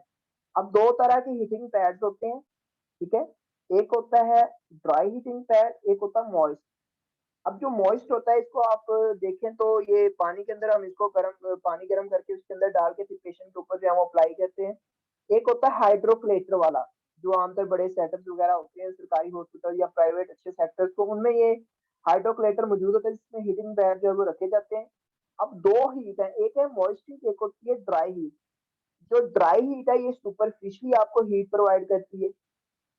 Moist heat जो होती है भाप की शक्ल में, वो आपको जो है डीपली हीट प्रोवाइड करती है। मीन्स कि अगर आपने जॉइंट्स के लिए यूज करनी है, बोन के लिए यूज करनी है, जॉइंट्स की पेन वगैरह के लिए यूज करनी है, तो आपको मॉइस्ट हीटिंग पैड जो है वो यूज करना चाहिए। ठीक है, लेकिन यह है कि हमारे आजकल वो फैसिलिटी नहीं है। अगर आपने प्राइवेट पेशेंट वगैरह घर में जाकर चेक करना तो वहां पर ये मॉइस्ट हीटिंग पैड यूज नहीं हो पाता, क्योंकि वो काफी डिफिकल्टी हो जाती है, कि काफी टाइम लग जाता है। ठीक है, उसके बाद हमारे पास आ जाता है अल्ट्रासाउंड, कि हम पेशेंट के जो है फर्स्ट स्टेज में जो है वो अल्ट्रासाउंड उसके ऊपर जो है वो हम अप्लाई कर सकते हैं। अब जो अल्ट्रासाउंड है ये साउंड वेव्स है। ठीक है, इसकी जो कह लें कि हम इसको यूज करते हैं, इस फ्रीक्वेंसी में यूज करते हैं, 1 मेगाहर्ट्ज से लेके 3 मेगाहर्ट्ज तक हम इसको यूज कर सकते हैं। ठीक है, अब जो 1 मेगाहर्ट्ज है सर दोबारा रिपीट कर दें। इसको अल्ट्रासाउंड को मेगा मेगाहर्ट्ज को रिपीट कर दें, कहाँ से कहाँ तक था? वो 1 से लेके 3 मेगाहर्ट्ज तक होता है। अब जो 1 मेगाहर्ट्ज है ये डीपली पेनिट्रेट करता है, और जो 3 मेगाहर्ट्ज है ये सुपरफिशियली जो है वो साउंड वेव जो है वो गुजारता है, पास आउट होती है। ठीक है, ओके और सर। इसका जो मेन फंक्शन है मसल की स्पास्टिसिटी, मसल स्पाज के लिए हम यूज करते हैं, पेन को रिड्यूस करने के लिए हम यूज करते हैं। तो यहाँ पर जो इसका मेन फंक्शन होगा वो, क्योंकि ये हीलिंग भी करता है। ठीक है, जब आप इसको अल्ट्रासाउंड में पढ़ेंगे इसका भी जो है वो हम इंशाल्लाह ताला कोशिश करेंगे कि सारी मोडेलिटीज के ऊपर हम लेक्चर रखें, ताकि आप लोगों को इसके बारे में भी पता चल सके और प्रैक्टिकल वर्क भी करवाएंगे। तो अल्ट्रासाउंड का यहाँ पर पेन को रिड्यूस करना है मेन फंक्शन। उसके बाद ये कि अगर फ्रोजन शोल्डर की वजह से कोई मसल्स वगैरह स्टिफ हो गए हैं तो उसकी स्टिफनेस को दूर करने के लिए भी अल्ट्रासाउंड वर्कआउट करता है। तो ये है अल्ट्रासाउंड। उसके बाद आ जाती है मोबिलाइजेशन इन 1 और 2 ग्रेड, मींस के इसमें हमने ऑस्किलेशन देनी है स्मॉल एम्पलीट्यूड में और लार्ज एम्पलीट्यूड में, ठीक है। अब जो मोबिलाइजेशन इन 1 ग्रेड होता है इसमें हम जो है वो स्मॉल एम्पलीट्यूड जो है यूज करते हैं ऑस्किलेशन के साथ, और सेकंड ग्रेड में हम जो है वो लार्ज जो है एम्पलीट्यूड यूज करते हैं ऑस्किलेशन के साथ। ये भी मैं आपको परफॉर्म करके अभी दिखाऊंगा, ठीक है। अब मोबिलाइजेशन का मोबी से आप ले सकते हैं, मोबी MOBI से मतलब है कि हम अगर मोबिलाइजेशन कर रहे हैं तो पेशेंट की मूवमेंट को बहाल कर रहे हैं। इसमें मोबिलाइजेशन के फायदे क्या है कि एक तो आप पेन पेशेंट की दूर कर रहे हैं, पेन ठीक हो रही है। उसके बाद ये है कि पेशेंट की रेंज ऑफ मोशन बढ़ रही है आपकी मोबिलाइजेशन करने की वजह से, ठीक है। Is clear? Yes, sir. उसके बाद स्टेज 2 आ जाती है जिसमें हम कह लें कि फ्रीजिंग स्टिफनेस फेस आ जाती है। लेकिन ये है कि यहाँ पर आई थिंक वर्ड मिस हो गया, यहाँ पर इसको हम फ्रोजन स्टिफनेस फेस कहते हैं। फ्रोजन आएगा, फ्रीज नहीं आएगा, फ्रोजन आएगा, ठीक है। ये आप लिख लीजिएगा, फ्रोजन, ठीक है। इसमें ये है कि जो 3 to 6 मंथ का जो हमारे पास वो कह लें कि टाइम लोकेशन होती है, अगर उसमें भी आपका फ्रोजन शोल्डर जो है वो ठीक नहीं हो रहा तो आपने क्या चले जाएंगे, आप उस कंडीशन में चले जाएंगे जहां पर आपका जो शोल्डर जॉइंट है वो स्टिफ हो जाएगा, उसके तमाम तर जो मसल्स हैं वो स्टिफ हो जाएंगे, जिसकी वजह से आपके इंफ्लामेशन जो है वो बढ़ जाएगी, काफी बढ़ जाएगी। तो उसमें आपने क्या करना है कि वही चीजें आप अप्लाई करेंगे, मीन्स के मोबिलाइजेशन आप करेंगे, हीटिंग पैड देंगे, टेंस वगैरह देंगे, लेकिन ये कि साथ में आप एक चीज और ऐड करेंगे, वो होगी ROM exercise, range of motion exercise. अब मोबिलाइजेशन जो है वो ये भी तो एक्सरसाइज है, टेक्निक्स है, तो इसकी वजह से भी जो है वो रेंज ऑफ मोशन बढ़ेगी। लेकिन ये है कि कुछ हम चीजें ऐसी ऐड करवाएंगे, फंक्शनल मूवमेंट घर में ऐसी करवाएंगे कि अंकल जी ये थोड़ा सा कह लें कि आप जो है टेबल को साफ कर लें, ये थोड़ा सा कह लें कि जो है किसी भी जो है वो पत्थर के ऊपर जो है वो उसके ऊपर उनको कहेंगे कि कपड़े के साथ इसको साफ करें। उनकी फंक्शनल मूवमेंट्स ऐसी करवाएंगे जिसके साथ उनकी रेंज ऑफ मोशन जो है वो बढ़ जाए। पॉइंट पे एक्सरसाइज भी होंगी जिनके साथ मैं जिनका आपको मैं बताऊंगा, वो भी आप देख लीजिएगा कि रेंज ऑफ मोशन एक्सरसाइज कैसे बढ़ाते हैं, ठीक है। तो यहाँ पर दो चीजें हैं, मैं आपको स्टिफनेस फेस आया और इन्फ्लेमेटरी फेस आया, तो मैं कुछ मेडिसिन आप बताऊँ, वो आपने मेडिसिन लिख लेनी है, उनके नेम वगैरह लिख लेने हैं, ठीक है। Okay, sir. तो सबसे पहले हमारे पास आ जाती है मसल रिलैक्सन। अब यहाँ पर आया ना फ्रीजिंग स्टिफनेस फेस, तो हमने क्या करना है, हमने ऐसी मेडिसिन भी साथ में देनी है जो कि इनके स्टिफनेस फेस है, स्टिफनेस है मसल्स की या जॉइंट की, उसको जो है वो रिड्यूस करे। तो उसमें हम जो मेडिसिन यूज करते हैं उनके ब्रांड नेम मैं आपको बाद में बताऊंगा। सबसे पहले मैं आपको उसकी कुछ कह लें कि डेफिनेशन वगैरह या उनके जो उसके बारे में खसूसियात वगैरह हैं वो मैं आपको बता देता हूँ। मसल रिलैक्सर जो हम यूज करते हैं उसमें सबसे पहले आ जाती है टाइजेनिडीन, TIZANIDINE, ठीक है, टाइजेनिडीन। लिख लिया आप लोगों ने? Yes, sir. जो टाइजेनिडीन है ये अल्फा 2 रिसेप्टर एगोनिस्ट है। अगर आपसे कोई पूछे कि आपने ये मेडिसिन दी है पेशेंट को मसल रिलैक्सन, तो इसकी क्लास कौन सी है, जैसे अगर आप यूनिवर्सिटी में कोई कहीं घूम फिर रहे हो ना, तो आपसे पूछा जाता है कि भैया आपकी क्लास कौन सी है, आपका सेमेस्टर कौन सा है, तो आप बताते हैं ना मेरा 3rd सेमेस्टर है, ये मेरा कह लें कि हमारा जो है वो बैच है, हमारी ये क्लास है, तो आप उसको इजीली जो है वो बताएंगे, ठीक है। तो इसमें यही चीज आपने जो है याद रखनी है कि tizanidine is the alpha 2 receptor agonist, ठीक है, Okay, ठीक है। sir. उसके बाद हमारे पास जो मसल रिलैक्सन हम किन किन चीजों में जो है वो यूज कर सकते हैं, ये भी लिख लें आप लोग। जो मसल रिलैक्सन है वो हम मसल स्पाज्म के लिए यूज करते हैं, मसल स्पास्टिसिटी के लिए यूज करते हैं,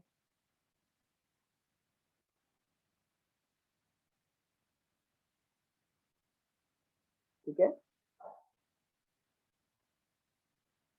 अच्छा, जो बच्चे लिख रहे हैं ना वो आप रिस्पॉन्स कर दें ताकि टाइम वेस्ट ना हो, आप लोग लिख ही लें।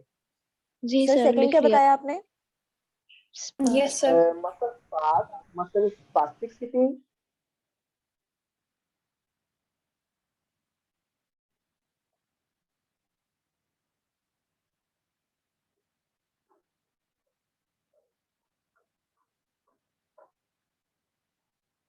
ठीक है।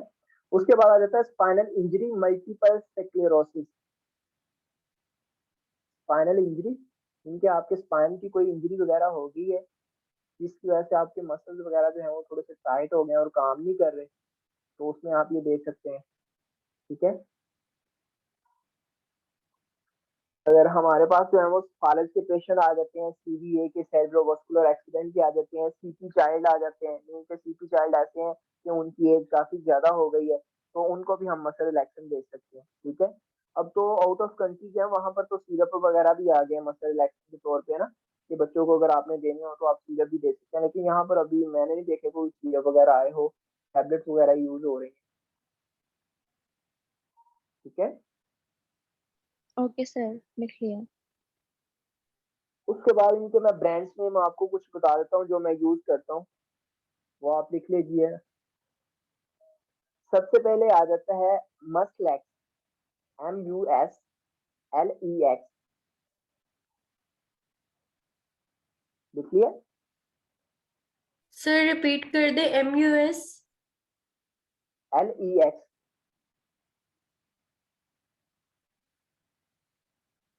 सर L या N?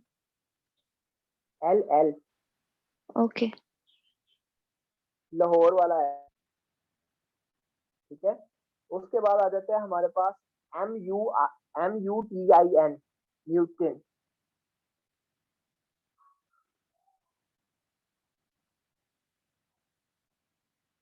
कुछ इसको म्यूटिन कहते हैं, कुछ मोटिन कहते हैं, ठीक है, लिख लिए। Yes sir. उसके बाद आ जाता है TLEX, LEX, ठीक है। सर अगेन स्पेलिंग रिपीट कर दें प्लीज। अल्फा टी आ जाएगा, उसके बाद स्पेस आ जाएगी, फिर LEX, LEX, लेक्स, TLEX, ठीक है। Okay sir.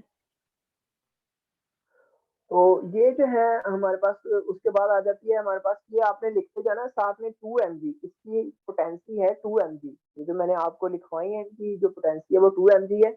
एक दो और आपको मैं लिखा देता हूँ, वो अभी आपने लिख लेनी है।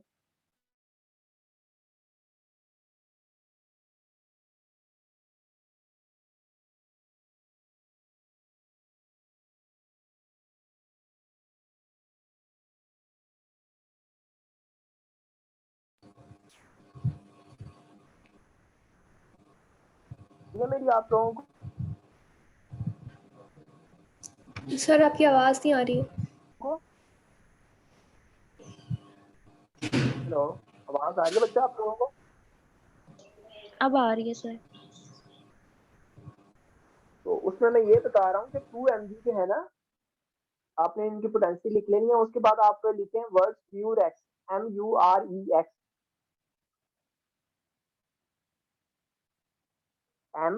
MUREX,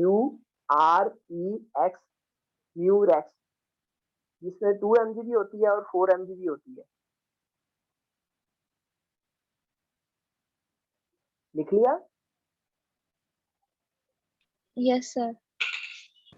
इसके बाद आ जाता है मोवैक्स, MOVAX, मोवैक्स,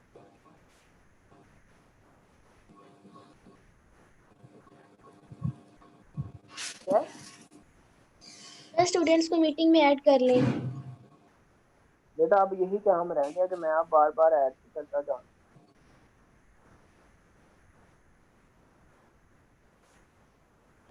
सर इन सब मेडिसिन का एक ही इम्पैक्ट है या डिफरेंट है? हाँ जी, इनका यही फंक्शन है, लेकिन ये है कि बाद दफा पेशेंट आपको कहने लग जाता है ना कि डॉक्टर साहब ये मेडिसिन नहीं मिली, तो आपको अल्टरनेटिव उसका कोई पता होना चाहिए कि अगर एक नहीं मिली तो आप दूसरी लिख दें, लेकिन ये कि ज्यादातर जो होता है वो मिल जाती है।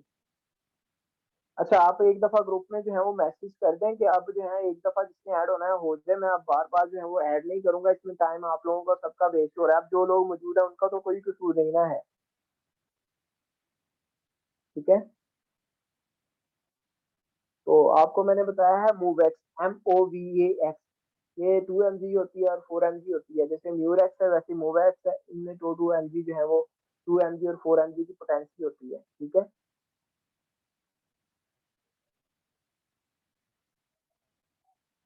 ठीक है, यस सर, लिख लिया। जी सर। और पेन किलर के तौर पे यस जो सर। है वो आप पेन किलर के तौर पे जो है वो आप डिक्लोरान भी ले सकते हैं, लिख लें। डिक्लोरान आपको नाम ऐसे भी याद है, डिक्लोरान कैप्सूल आ जाता है, फ्लोजन 15 mg 100 mg।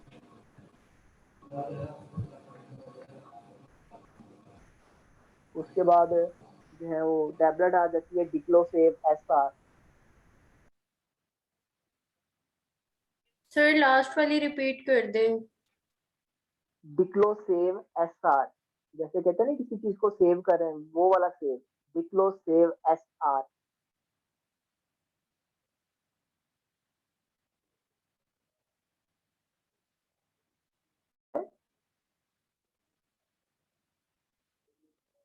अब यहाँ पर एक जी सर। क्वेश्चन बनता है कि सर मेरी जो वालदा है उनका बीपी हाई होता है, लेकिन ये है कि जब हम उन्हें डिक्लोरान वगैरह देते हैं टैबलेट वगैरह तो उनको असर नहीं होता। तो यहाँ पर मैं आप लोगों को आंसर ये देता हूँ कि आप लोगों ने जब पेशेंट से हिस्ट्री लेनी है तो ये चीज पूछनी है, अगर उनका बीपी हाई होता है ना, जिनके सोडियम पहले ही उनके अंदर मौजूद है, तो आप सोडियम नहीं दे सकते। आपने सोडियम में नहीं देनी टैबलेट, आपने जो है उनको पोटाशियम में देनी है, ठीक है।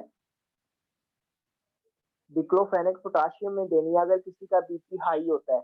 अगर किसी का लो होता है तो उसको डिक्लोफेनेक जो है वो सोडियम देनी है, ठीक है।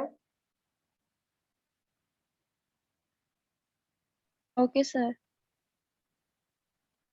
उसके बाद जो है हमारे पास स्टेज 3 आ जाती है। ये रिकवरिंग स्टेज है जिसे हम थाउइंग फेज भी कहते हैं।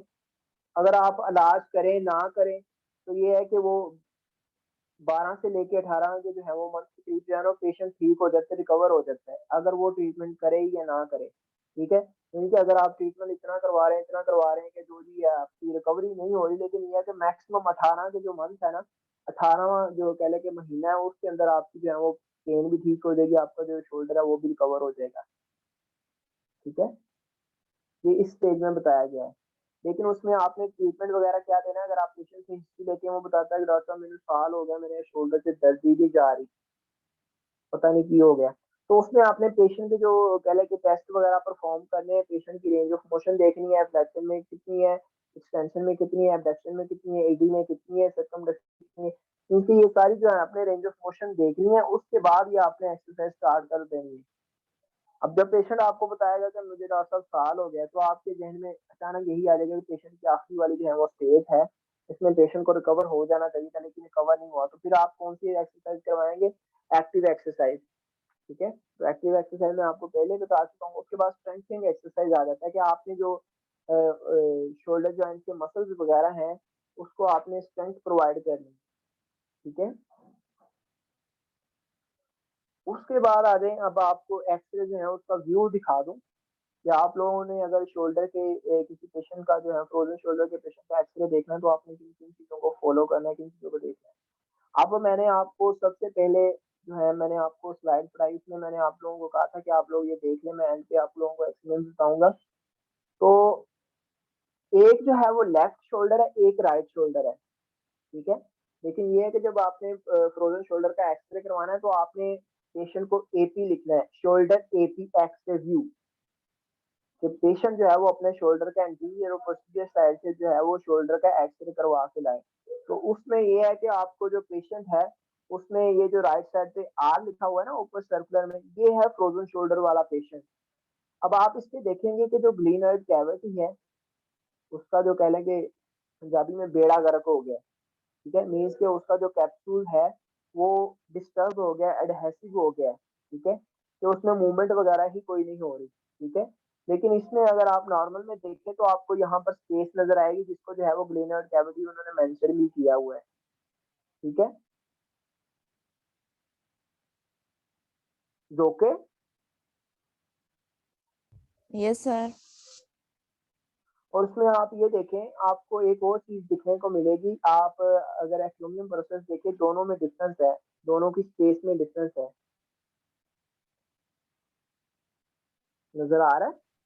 Yes sir. तो ये भी डिफरेंस आप लोगों ने देखना जब आप लोग एक्सरे देखें, ठीक है। तो बाकी ये है कि अगर सर ये हम दोबारा फिर रिपीट तो कर राइट दें। साइड कराना पड़ेगा ना। फिजिकली होता है तो इजीली आप लोगों को एक्सरे का जो है वो व्यू वगैरह में दिखा देता है, लेकिन यहाँ पर प्रैक्टिकल है। ये जो जिसके डिस्टल क्लेविकल और एक्सटीरियर क्लेविकुलर जॉइंट किया हुआ है ना, ये है लेफ्ट साइड का शोल्डर जॉइंट, तो ये नॉर्मल है।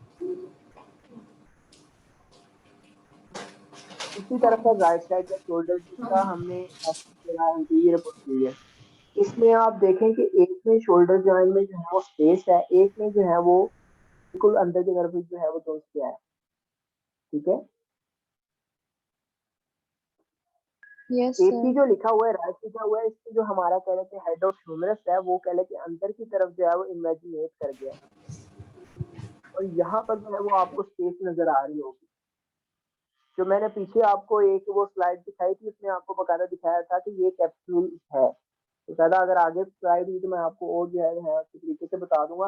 लेकिन ये है कि जब कभी आप कैंप्स वगैरह पे आए या कैंप्स वगैरह हमारा ज्वाइन करें, तो ताकि आप लोगों का जो है वो पहले के क्लियर हो जाए प्रॉब्लम, ठीक है। Okay sir. फिर अगर कंपैरिजन करना सर है तो आपकी फिर आवाज दोनों बहुत कट साइड हो रही के है। एक्सरेस होंगे। अच्छा एक सेकंड रुके जरा, मैं जो है वो कुछ लगाया तो सर रुके जरा एक सर सेकंड। आपकी आवाज बहुत कट हो रही है।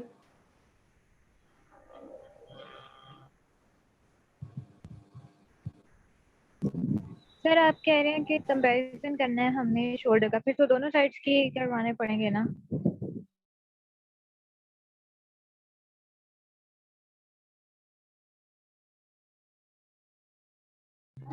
उसके कंपैरिजन में जो आवाज आ रही है मेरी आप लोगों को? Yes sir. जी सर। जी, उसका मैं आपको बताता हूँ, अभी जरा एक सेकंड रुकिएगा, जरा मैं इंटर कर दूं बच्चों को।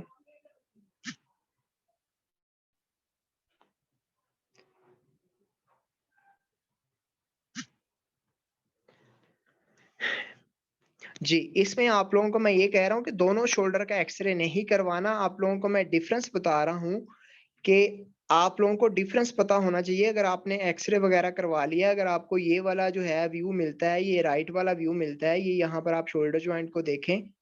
आगे जाके मैं एक चीज और आपके साथ डिस्कस करता हूँ, उससे आपको जो है वो कंफ्यूजन वगैरह जो है वो सारी दूर हो जाएगी।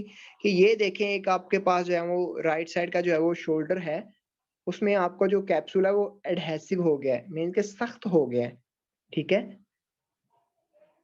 उसके बाद ये है कि आपको ये भी पता होना चाहिए कि जब हम एक्सरे वगैरह करवाते हैं ना, तो उसमें उनकी यहाँ तो एक कह लें कि राइट साइड पे या लेफ्ट साइड पे मेंशन होता है, तो ये भी आपको डिफरेंस पता चल जाता है। जब आपने एनाटॉमी वगैरह पढ़ी होगी ना, तो आप लोगों को ये भी पता होगा कि अगर जो ये ग्लिनॉइड कैविटी वगैरह आ जाती है, हेड ऑफ ह्यूमरस आ जाता है, उससे कितने ऊपर जो है, कितने एंटीरियर साइड पे या सुपीरियर पोजीशन पे जो है वो हमारी क्लेविकुलर वेन जो है वो लोकेट करती है। इसलिए आपको एक्सरे को देखने के लिए आप लोगों को एनाटॉमी का भी पता होना चाहिए कि एनाटॉमी जो है वो क्या है। अब फिजियोथेरेपी में सबसे ज्यादा जो सब्जेक्ट जरूरी है, वो सबसे ज्यादा जरूरी यही सब्जेक्ट है, एनाटॉमी,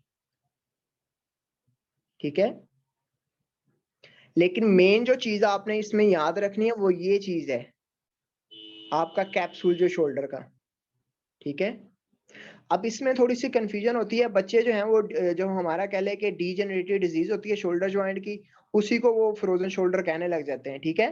तो जो साइन है ना, सबसे पहले जो हमने टेस्ट किए हैं, फ्लेक्शन में प्रॉब्लम है, एक्सटेंशन में प्रॉब्लम है, वो आपके सबसे ज्यादा जरूरी हैं, वो आपने देखने हैं, फिर आप एक्सरे करवाएं।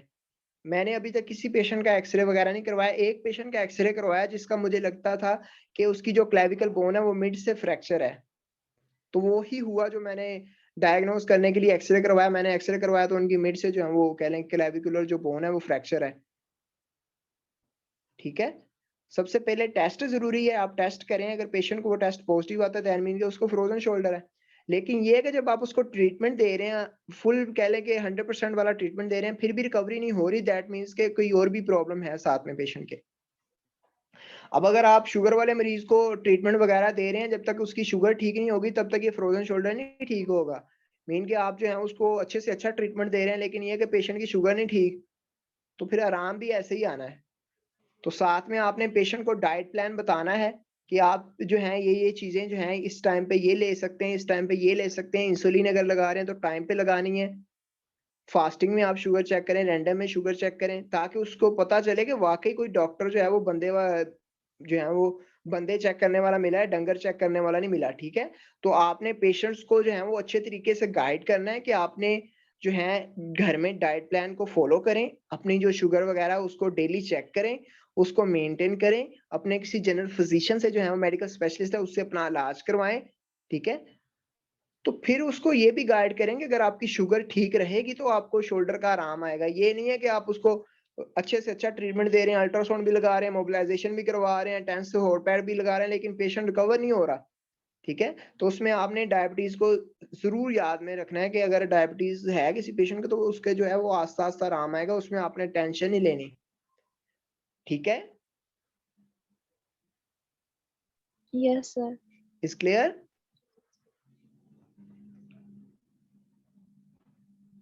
उसके बाद यहाँ पर आ जाता है कि ये एमआरआई व्यू है शोल्डर ज्वाइंट का। ठीक है, यहाँ पर जो है ना वो आपको कह ले कि रीसिस नजर आएगी। मैंने रीसिस आपको बताया था कि पाउच लाइक स्ट्रक्चर होता है जिसकी जो शेप होती है वो यू शेप होती है। ठीक है, और यहाँ पर लिखा हुआ है coronal T1 left and PD fat saturated right MRI। Mean के उसने आपको बताया कि उसने जो है हमारा कह ले कि लेफ्ट साइड का जो है वो कह ले कि उसने MRI वगैरह की हुई है। अब उसमें वो बता रहा है कि an intermediate signal right off the joint capsule is the axillary recess in a patient with adhesive. अब आप ये देखें, एक में जो है ये जो येलो लाइन शो हो रही है ना, एक में व्हाइट है एक में ब्लैक है। ठीक है, Yes, sir. ठीक है, अब उसमें बता रहा है कि जो हमारा लेफ्ट है वो थिक हो गया, वो सख्त हो गया, जिसकी वजह से हमारे जो है एक्सिलरी रिसीज बनी है, जिसे हम एडहेसिव कैप्सुलाइटिस कहते हैं। अगर आपके पास पेशेंट जो है वो अपनी शोल्डर की MRI ले आए तो आपने ये चीज चेक करनी है, ये वाली, ये वाली, ये दिखाई दे रही है,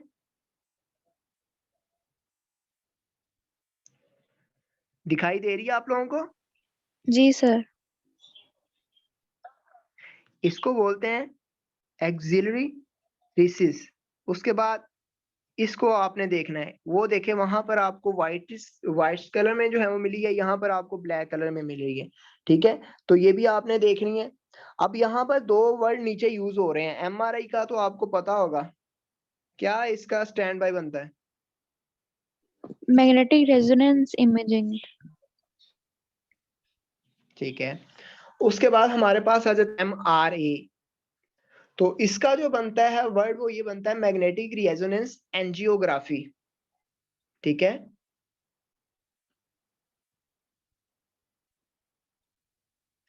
अब जो MRA है इसका बनता है मैग्नेटिक रेजोनेंस एंजियोग्राफी। अब इसमें हम क्या करते हैं कि हम जो है वो देखते हैं कि हमारी जो कह ले कि कोई भी ब्लड वेसल्स है उस वो कहीं से रैप्चर तो नहीं हुई, उसकी कोई ब्लड सप्लाई जो है दूसरे ऑर्गन्स वगैरह को जा रही है, वो तो नहीं कहीं रुक गई। ये देखने के लिए हम MRA करवाते हैं। ये जो आउट ऑफ कंट्री है उनमें ये ज्यादा यूज किया जाता है MRA CTA, इसलिए ये आप लोगों को भी बताना जरूरी था क्योंकि एडवांस स्टडी है, तो आप लोगों को भी एडवांस स्टडी के बारे में पता होना चाहिए। यहाँ पर ये चीजें नहीं होती, लेकिन आउट ऑफ कंट्री में ये चीजें होती हैं। ठीक है, बाकी जब आप MS वगैरह करेंगे, MPhil MSc वगैरह करेंगे तो आप लोगों को ये भी चीजें पढ़ाई जाएंगी। ठीक है, उसके बाद हमारे पास CTA आ जाता है। CTA mean computed tomography angiography. ठीक है, उसमें हम क्या करते हैं कि कोई भी हमारी जो ब्लड वेसल्स वगैरह होती है उसके अंदर हम कोई कलर फेंक देते हैं, डाई फेंक देते हैं, तो वो जो डाई होती है वो हमें बताती है कि ये वाली जो आपकी नर्व है ये डैमेज हो गई है, ये ब्लॉक हो गई है, यहाँ पर इन्फेक्शन वगैरह हो गई है। ठीक है, इस क्लियर? Yes sir.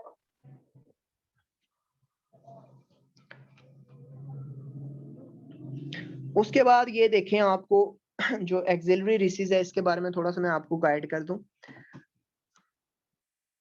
अब ये देखें, आपको ये जो है यू शेप नजर आ रही होगी, ये नॉर्मल है, ये हर एक बंदे के नॉर्मल होती है। लेकिन ये है कि अगर किसी पेशेंट को ये फ्रोजन शोल्डर हुआ है, उसने एमआरआई करवाई है, तो उसके ये वाली चीज नजर आएगी। ठीक है, या उसने कह लें कि अपना इस एरिया का जो है वो अल्ट्रासाउंड करवाया है, तो आपको ये चीज नजर आएगी। ठीक है, ये जो है नॉर्मल है। अगर किसी को कह ले कि आपने फ्रोजन शोल्डर डायग्नोज करना है, आप इस स्टेज पे पहुंचे हैं या आप आउट ऑफ कंट्री में हैं, तो आपने पेशेंट को डायग्नोज करना है, तो आप ये चीज देखेंगे। ठीक है, अगर आपने फ्रोजन शोल्डर को डायग्नोज करना है, तो ये चीज आपने दोनों को जो है ना कंपैरिजन करना है कि हाँ सर ने हमें पढ़ाया था कि फ्रोजन शोल्डर अगर किसी की पेशेंट को होता है तो हमने उसकी एक्सिलरी रेसिस भी जो है वो हमने एमआरआई में देखनी है। ठीक है, Okay, sir. उसके बाद नीचे लिखा हुआ है the axillary recess of the glenohumeral joint is located between the anterior and posterior bands of the inferior glenohumeral ligament. अब जो इसका फंक्शन है ना,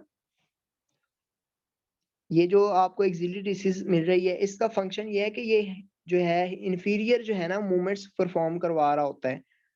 मींस के इंफीरियर ग्लेनोहिमरल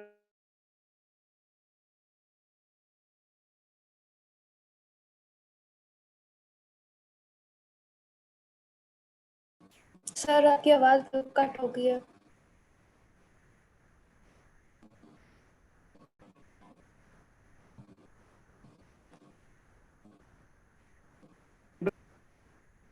यहाँ तक क्लियर है सर सब आपकी बच्चों आवाज का? नहीं आ रही बिल्कुल भी। सर रिपीट कर दें, आवाज नहीं आ रही थी बिल्कुल भी। अब आ रही है आवाज? Yes sir. सर तो मैं रिपीट कर ये दें बता रहा जो था आपने कि बोला।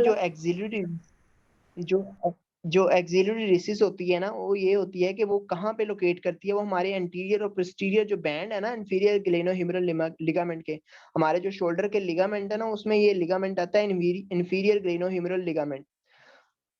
तो उसकी जो है ना ये सपोर्ट्स प्रोवाइड करता है जो एक्सिलरी रेसिस है। ठीक है, तो आपने इसको इस तरह से याद रखना है कि ये हमारे एंटीरियर और पोस्टीरियर बैंड है किसका, इंफीरियर ग्लेनोहिमरल लिगामेंट का। ठीक है, और इसका काम क्या है कि आपको स्टेबिलिटी वगैरह प्रोवाइड करनी है। Okay, Okay, sir. आवाज आ Yes रही है sir. मेरी आप लोगों Yes, sir. आ रही है. को? उसके Yes sir. बाद आ जाता है ट्रीटमेंट मोडालिटी। तो ट्रीटमेंट मोडालिटी में हमारे पास क्या आ जाता है, फिजिकल थेरेपी एंड हीटिंग, वो मैं आपको पहले ही बता चुका हूँ। Manipulation under anaesthesia 70% cases respond well. कि आपने मैनिपुलेशन का मतलब होता है कि कोई भी आपने थ्रस्ट देना है, जर्क देना है, झटका देना है मूवमेंट वाला, उसको हम मैनिपुलेट बोलते हैं। अंडर एनेस्थीसिया मीन के आपने उस एरिया को सुन भी करना है। अब आप आर्थोपेडिक सर्जन के पास जाए ना, तो वो पहले उस एरिया को सुन करता है, फिर शोल्डर को जो है ना झटका दे के घुमाता है सर्कुलर मोशन में। ठीक है, तो उसको हम जो है वो मैनिपुलेशन कहते हैं। उसके बाद स्टीरॉयड इंजेक्शन, आप लोगों ने देखा होगा, मेरे पास भी एक पेशेंट आया जिसकी मैं आपको वीडियो दिखाऊंगा। वो मेरे पास जो है वो इंजेक्शन वगैरह लगवा के आया, डॉक्टर ने उसे कहा कि फिजियोथेरेपी करवाएं। ठीक है, तो स्टीरॉयड इंजेक्शन जो होता है ना, डॉक्टर लगा तो देते हैं 10-20 हजार रुपया, 30,000 रुपये, 40,000 रुपया जो है ना वो पेशेंट से ले तो लेते हैं, ऑपरेट नहीं करते, इंजेक्शन लगा देते हैं। इंजेक्शन जो है वो 15-20 दिन तक कह ले कि 30 दिन तक जो है ना वो कह ले कि आपको दर्द से जो है वो बचा के रखता है। लेकिन ये है कि फिर दर्द स्टार्ट हो जाती है, इसलिए वो इंजेक्शन लगा के कहते हैं कि आप किसी फिजियोथेरेपिस्ट के पास चले जाएं, वहां से अपना इलाज करवाएं, फिजियोथेरेपी करवाएं। ठीक है, लेकिन ये है कि अगर आपका कोई जानने वाला है तो आप उससे बोले कि अपना जो है वो स्टीरॉयड इंजेक्शन वगैरह ना लगवाएं, फिजियोथेरेपी करवाएं। ठीक है, Okay, sir. आवाज आ रही है आप लोगों को? जी आ रही है. सिर्फ Yes, sir, स्टीरॉयड आ रही है. उसके इंजेक्शन बाद को हमारे रॉन्ग अप्रोच। जी जी सर आई एम सेइंग कि स्टीरॉयड इंजेक्शन तो फिर रॉन्ग अप्रोच होगी ना। आपकी आवाज नहीं आई बेटा। सर मैं कह रही हूँ कि स्टीरॉयड इंजेक्शन फिर अगर हम वो लगाते हैं तो वही फिर रॉन्ग अप्रोच होगी ना, कि हम उसको फायदा नहीं होगा, जी लाइक जी, टेम्पररी फायदा होगा। वो असल में हमारा काम भी नहीं है ना। जी जी, वो असल में हमारा काम नहीं है, वो है आर्थोपेडिक का। तो आर्थोपेडिक कोई भी जो है वो राइट नहीं करता, रॉन्ग ही करता है, वो तो फीसें भी इतनी इतनी देते हैं। ठीक है, तो उसके बाद आ जाता है एंटी इंफ्लामेटरी। मीन्स कि आपने क्या करना है कि एंटी इंफ्लामेटरी ड्रग्स देने हैं, जिसे हम non steroid anti inflammatory drugs कहते हैं। उसमें हमारे जो है वो डिक्लोरान वगैरह आ जाता है, प्रोक्सिकेम आ जाती है, ठीक है, नेप्रोक्सन मेडिसिन आ जाती है, तो वो हम यूज करवाते हैं। अब जो मैंने डीएम आपको बताया था उसमें मैंने डायबिटीज को कंट्रोल करने का भी बताया था, देख लें यहाँ पर भी वो मेंशन है कि आपने डायबिटीज जो है वो पेशेंट की शुगर वगैरह है उसको कंट्रोल करना है। अगर वो मेडिसिन ले रहा है तो वो मेडिसिन ले, अगर वो इंसुलिन लगा रहा है तो इंसुलिन जो है वो अच्छे तरीके से ले। ठीक है, यस सर। उसके बाद आ जाता है वर्ड यहाँ पर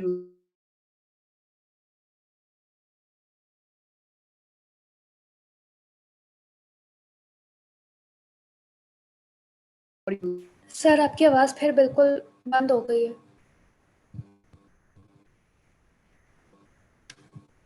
सर आपने बोला था थेरेपिस्ट वर्ड चाहिए। यूज़ करते हैं, उसके बाद बिल्कुल आवाज़ नहीं आई।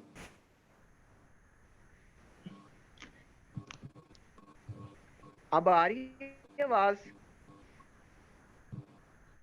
Yes sir. सर आपने बोला था मैं वर्ड यूज़ ये करते कह हैं, रहा उसके हूँ, बाद बोल दें। जी जी मैं बोलता हूँ।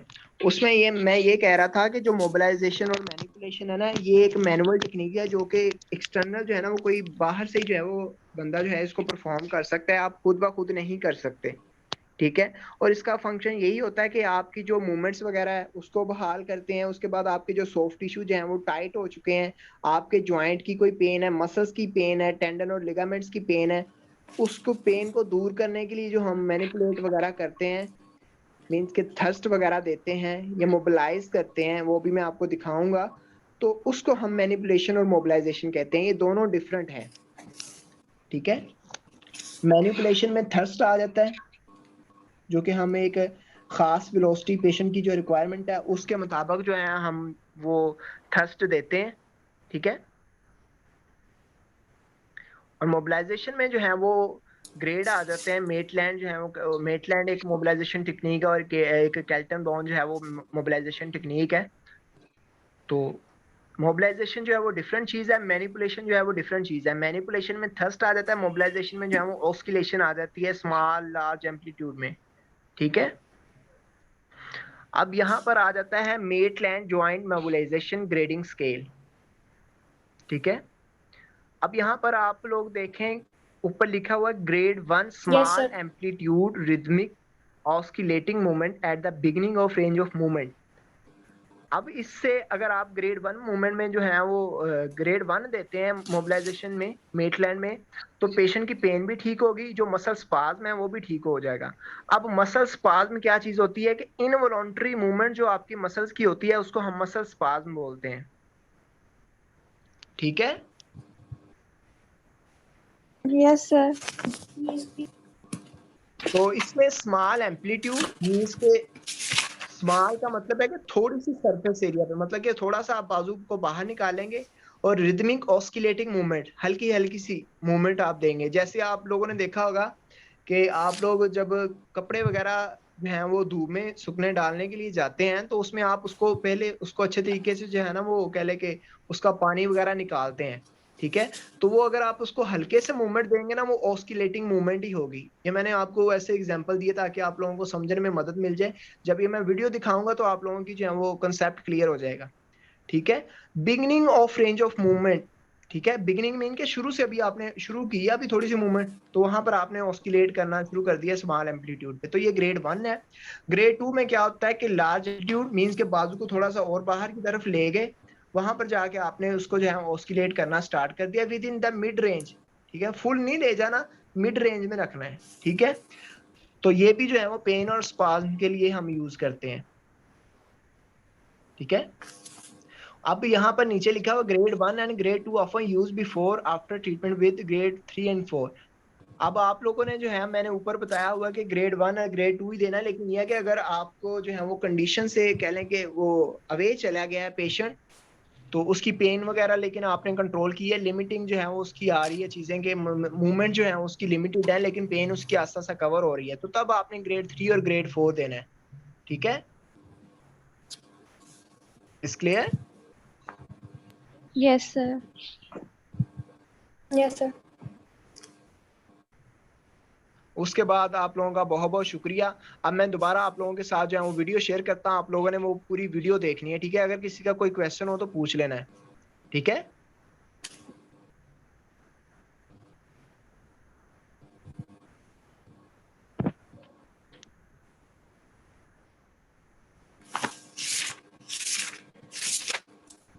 सर ये जो आपने हमें बताया था कि वो सिर्फ एक मसल काम नहीं करता एबडक्शन और फ्लेक्शन के मूवमेंट में, बाकी मसल भी काम करते हैं, जो तो बाकी मसल काम कर रहे होते हैं वो कंपनसेटरी तौर पे कर रहे होते हैं।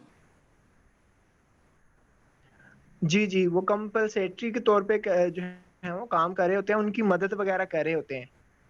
अब आप ये देखें ना कि अगर आपने कह लें कि टीचर है और स्टूडेंट्स ही लगा ले, मैं आप लोगों को पढ़ा रहा हूँ, लेकिन जब तक मैं अच्छा आपको पढ़ाऊंगा नहीं, आप कैसे काम कर सकेंगी?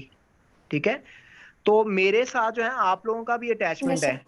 मैं अगर आप लोगों को पढ़ा रहा हूँ तो आप लोगों के जहन में वो चीज आनी चाहिए। अगर आप लोगों के जहन में चीज नहीं आ रही तो मीन दैट कि हमारी कोऑर्डिनेशन नहीं है। और मसल्स का काम जो है वो कोऑर्डिनेशन ही है, कि अगर एक मसल जो है वो काम कर रहा है, जो बाकी अदर मसल है वो काम नहीं कर रहे, तो कोऑर्डिनेशन डिस्टर्ब हो रही है और आपको पेशेंट की वो स्ट्रेंथिंग में भी आपको प्रॉब्लम नजर आएगी। ठीक है, यस सर।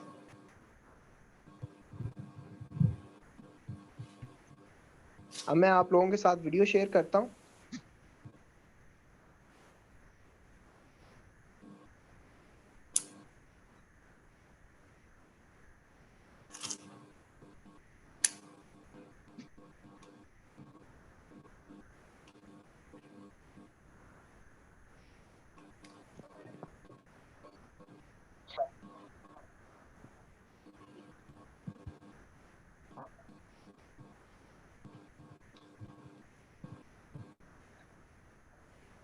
आवाज आ रही है आप लोगों को?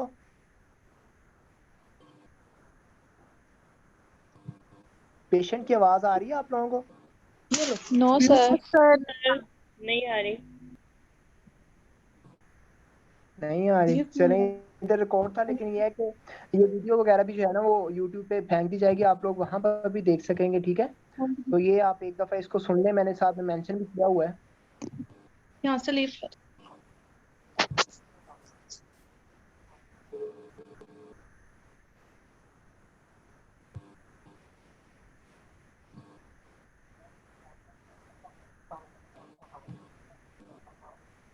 मुझे दिखाना।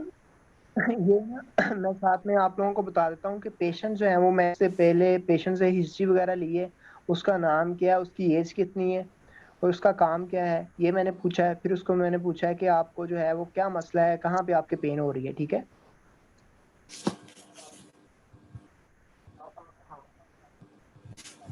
तुम अरे कैसे वो आती मैं अजीब तुमने नाम मेरा लिखा हुआ कहाँ तुम्हारा लिखा हुआ है? कहाँ लिखा हुआ है? है।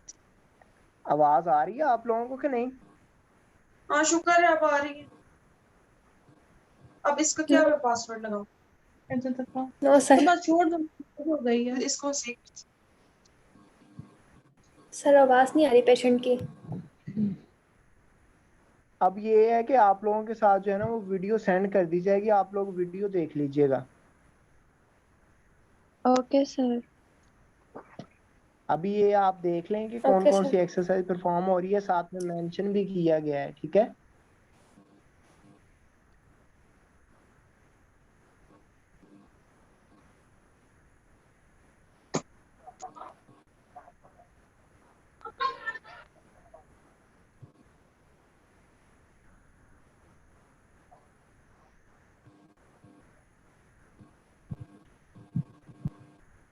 गंदा नेट चल रहा है तो उसकी याद नहीं है।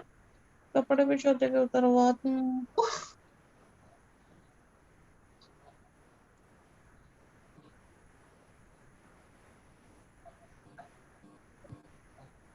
ये आपको दिखा रहा हूँ कि टेंस जो है वो लेफ्ट साइड जो है वो आपने कैसे प्लेस करनी है, ठीक है। Yes sir.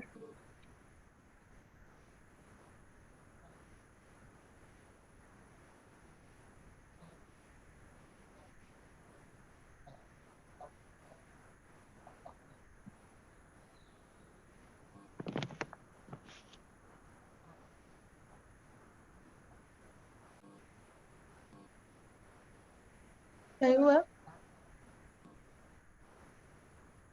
सर वॉइस में बहुत डिस्ट्रप्शन है। जी बेटा,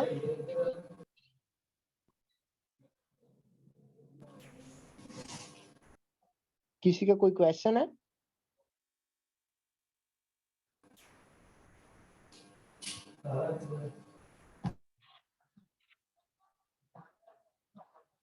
सर आप यहाँ ही एक्सप्लेन कर दें इसको कि ये क्या कर रहे हैं इसको। जी बेटा, हॉट पैक्स। सर मैं कह रही हूँ कि आप इसको जी ना जी साथ साथ एक्सप्लेन करते जाएं। जी जी मैं एक्सप्लेन करता रहता हूँ। असल में ये है कि आप लोगों को मेरी आवाज जो है वो सुन नहीं रही, लेकिन मुझे वो इधर से सुनाई दे रही है, तो इसलिए मैं फिर भी आप लोगों को गाइड करता रहता हूँ साथ में, ठीक है। वो आप लोग सुन लीजिएगा, ठीक है। वीडियो के एंड पे अगर किसी का कोई क्वेश्चन होगा तो मुझसे पूछ लीजिएगा। अब मैं साथ साथ इसको एक्सप्लेन करता जाता हूँ, ठीक है। ओके जी सर। सर। ये हम जो है heat जो है वो अप्लाई कर रहे हैं, ठीक है। इसमें मैं आप लोगों को मैंने बताया था कि दो तरह की हीट्स होती हैं। यही बंदा ऐड करने वाला, अगर ये है तो ये तो आप उसकी फिर पूरी डायसेक्शन करके ही करेगा यहाँ पर। सरफाई का नूर लिखा हुआ आ रहा है समथिंग। ठीक है, तो इसमें आप ये देख सकते हैं कि उसके बाद जो है वो हम अल्ट्रासाउंड जो है वो अप्लाई कर रहे हैं, ठीक है।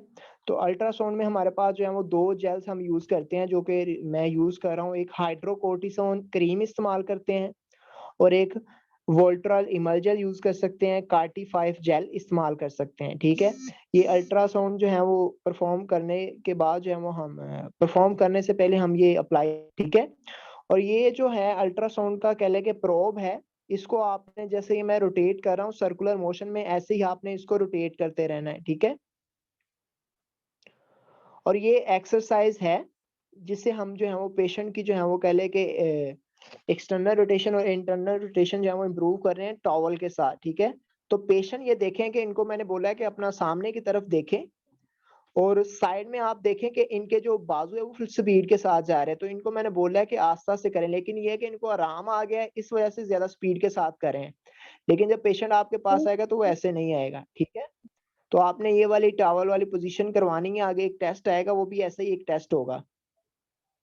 मैं कैसे करवाओगे? चलो जी तौलिया कमर साफ। अब ये है इंटरनल रोटेशन और एक्सटर्नल रोटेशन को इम्प्रूव करवाने के लिए एक्सरसाइज है, ठीक है।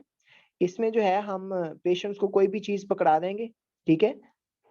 कहेंगे कि लेफ्ट साइड और राइट साइड को जो है वो रोटेट करें, ठीक है। अंकल चाचा 4 के आए हैं।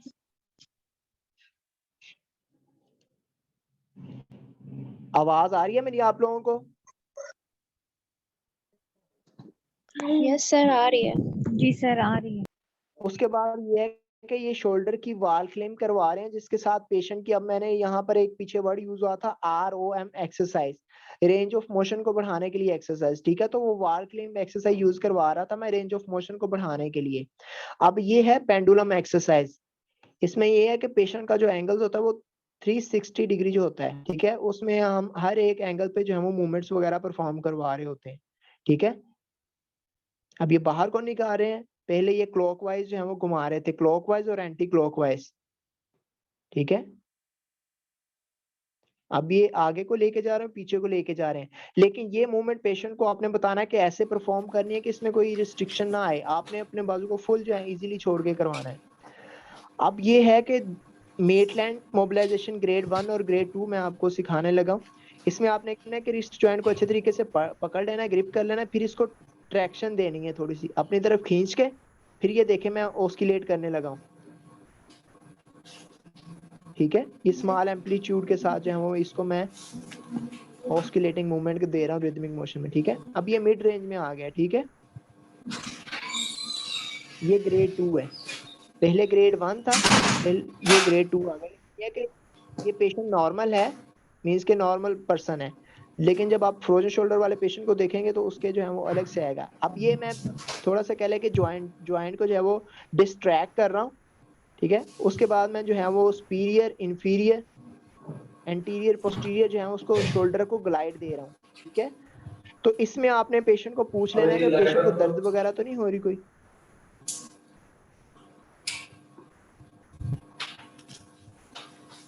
उसके बाद ये कोराकोइड पेन टेस्ट आ जाता है, जो कि मैंने आपको बताया था कि आपने क्या करना है कि जो कोराकोइड प्रोसेस है हमारी एक्सिलरी रीजन पे आ जाता है अंडर आर्म में, वहां पर आपने जो है ना दोनों तरफ से एंटीरियर और पोस्टीरियर साइड से आपने इसको पल्पेट करना है, ठीक है। जब आप पल्पेट करेंगे तो पेशेंट आपको कंप्लेन करेगा कि डॉक्टर साहब मेरे पेन हो रही है। जब वो कहेगा कि पेन हो रही है, दैट मींस कि पेशेंट को एडहेसिव कैप्सुलाइटिस है,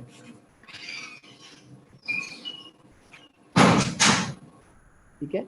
उसके बाद श्रग साइन आ जाता है। श्रग साइन में क्या होता है कि हमारा जो कह ले के दोनों बाजू हैं इसको हम ऊपर की तरफ एबडक्ट करते हैं।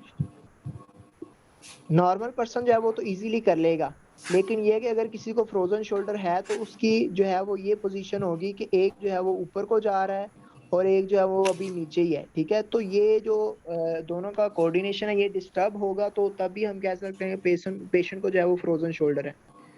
और इसमें इसके अलावा एक्सटर्नल रोटेशन हमारी जो है वो फ्लेक्शन जो है एबडक्शन और एक्सटर्नल रोटेशन जो है ये भी डिस्टर्ब होती है, रिस्ट्रिक्ट होती है। अगर आपने इसके अलावा भी टेस्ट करवाना हो तो आप पेशेंट की एक्सटर्नल रोटेशन करवाएं, तो वो नॉर्मल जो इसकी कह लें कि डिग्री होती है वो मुकम्मल नहीं होती।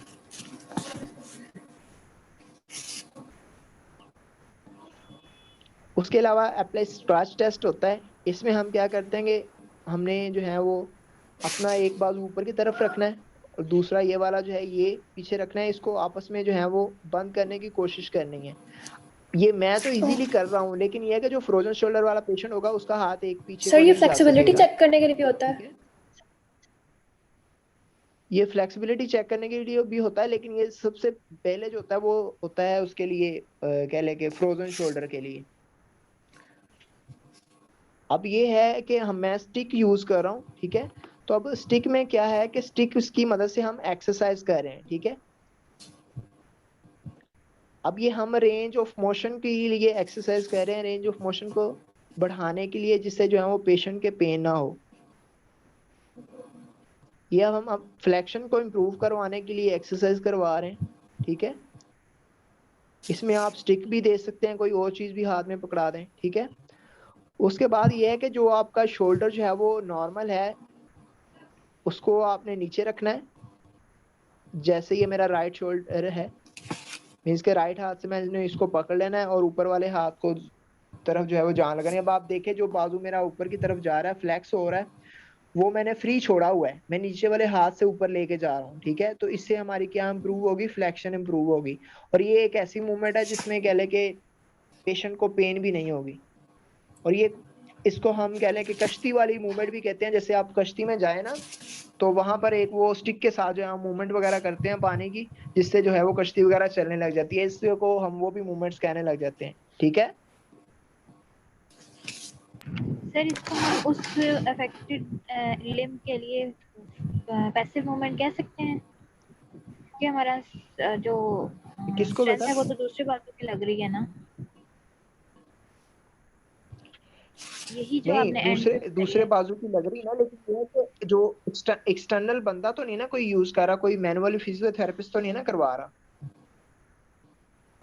जी सर, लेकिन आपने कहा ना कि हमने वो फ्री उसको छोड़ा हुआ है और दूसरे हैंड से उसकी स्ट्रेंथ से वो मूव कर रहा है और बीच में स्टिक जो है वो एज अ ब्रिज उसकी भी ये है। है ना कि हम उसकी जो रेंज, जी जी, उसकी जो रेंज ऑफ मोशन है ना उसको इंक्रीज कर रहे हैं, ठीक है। with the help of other hand, ठीक है। फिर ये अब पैसिव ये है नहीं कि होगी अगर उस किसी के कह लें कि शोल्डर के लिए? नहीं, इसमें ये आप कह सकती हैं एक्टिव असिस्टेड एक्सरसाइज। पैसिव में यही होगा कि अगर कोई आप एक्सटर्नली फोर्स लगा रहे हैं, जी ठीक सर। है। किसी बच्चे का कोई क्वेश्चन है?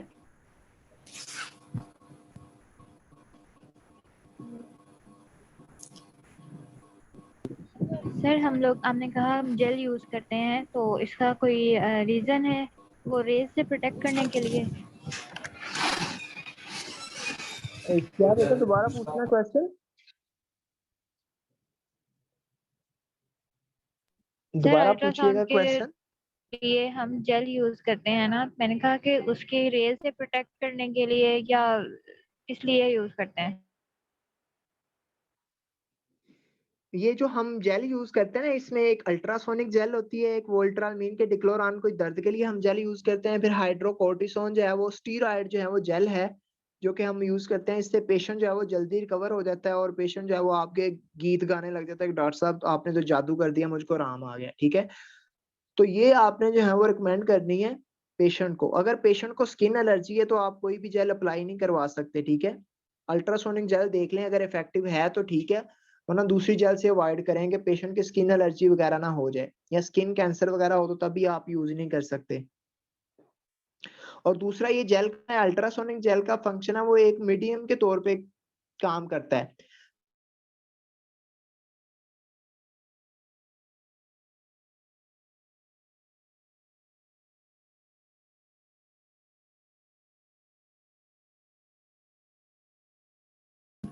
सर आपकी आवाज फिर कट गई है। आपने कहा था मीडियम के तौर पे काम करता है, उसके पेशेंट है बाद नहीं उसमें आई। यही याद रखना है कि पेशेंट को स्किन कैंसर ना हो, ठीक है।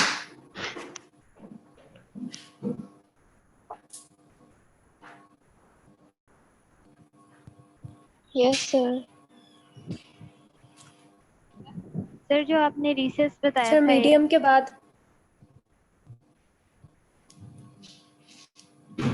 सर मीडियम के बाद आपकी आवाज नहीं आई।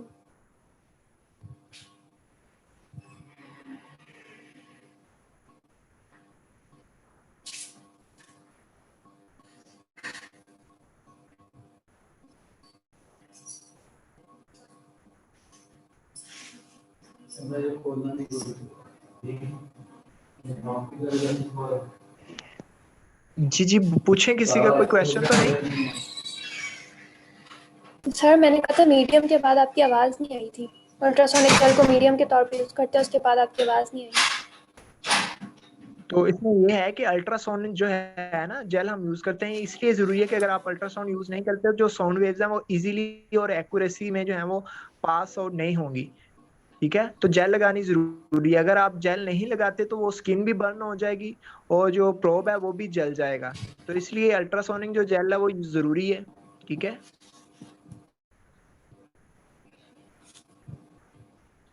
तो उसके अलावा जो है, यस सर। आवाज आ रही है मेरी आप लोगों को? Yes sir. उसके अलावा जो हम डिक्लोरान जेल्स वगैरह इस्तेमाल करते हैं, हाइड्रोकोर्टिसोन जेल इस्तेमाल करते हैं। हाइड्रोकोर्टिसोन जो है ये एक स्टीरॉयड जेल है, क्रीम है, ठीक है। तो इसमें ये है कि पेशेंट को जल्दी रिलीफ मिलता है दर्द में और हम इजीली जो है पेशेंट की जो है वो मूवमेंट्स वगैरह करवा सकते हैं, यस ठीक सर। है। इसलिए हमने ये पेशेंट को करवानी होती है। साथ में डिक्लोरान जेल इस्तेमाल कर सकते हैं, लेकिन ये है कि अल्ट्रासाउंड से पहले आपने करने से पहले उसकी जो है ना कॉन्ट्रा यस सर। इंडिकेशन और इंडिकेशन आपको याद रखनी है। कॉन्ट्रा इंडिकेशन जो है उसमें आ जाता है कि पेशेंट को स्किन कैंसर वगैरह तो नहीं है, न्यूरोपैथी वगैरह तो नहीं है, मतलब कि नर्व्स वगैरह की कोई बीमारी तो नहीं, ठीक है। और जो प्रेग्नेंट वगैरह तो नहीं है, वोमेन अगर प्रेग्नेंट है तो वहां पर हम नहीं करते। ये भी आप लोगों ने पेशेंट से हिस्ट्री वगैरह लेनी है, पेशेंट से पूछ लेना है, ठीक है। हार्ट का जो है वो पीस मेकर वगैरह तो नहीं उन्होंने गले के लगवाया, वो पीस मेकर भी जो है वो पूछ लेना है आप लोगों ने, ठीक है। तो इसके ऊपर जो है वो अलग से टॉपिक है, अल्ट्रासाउंड पे, ठीक है। तो ये आपको मेन कॉमन चीजें बताई हैं कि ये मोडेलिटीज जो है वो हम यूज कर सकते हैं, ये इसका ट्रीटमेंट प्लान हो सकता है, ये इसकी मैनेजमेंट हो सकती है। यहाँ तक अगर किसी बच्चे का कोई क्वेश्चन है तो वो पूछ सकता है।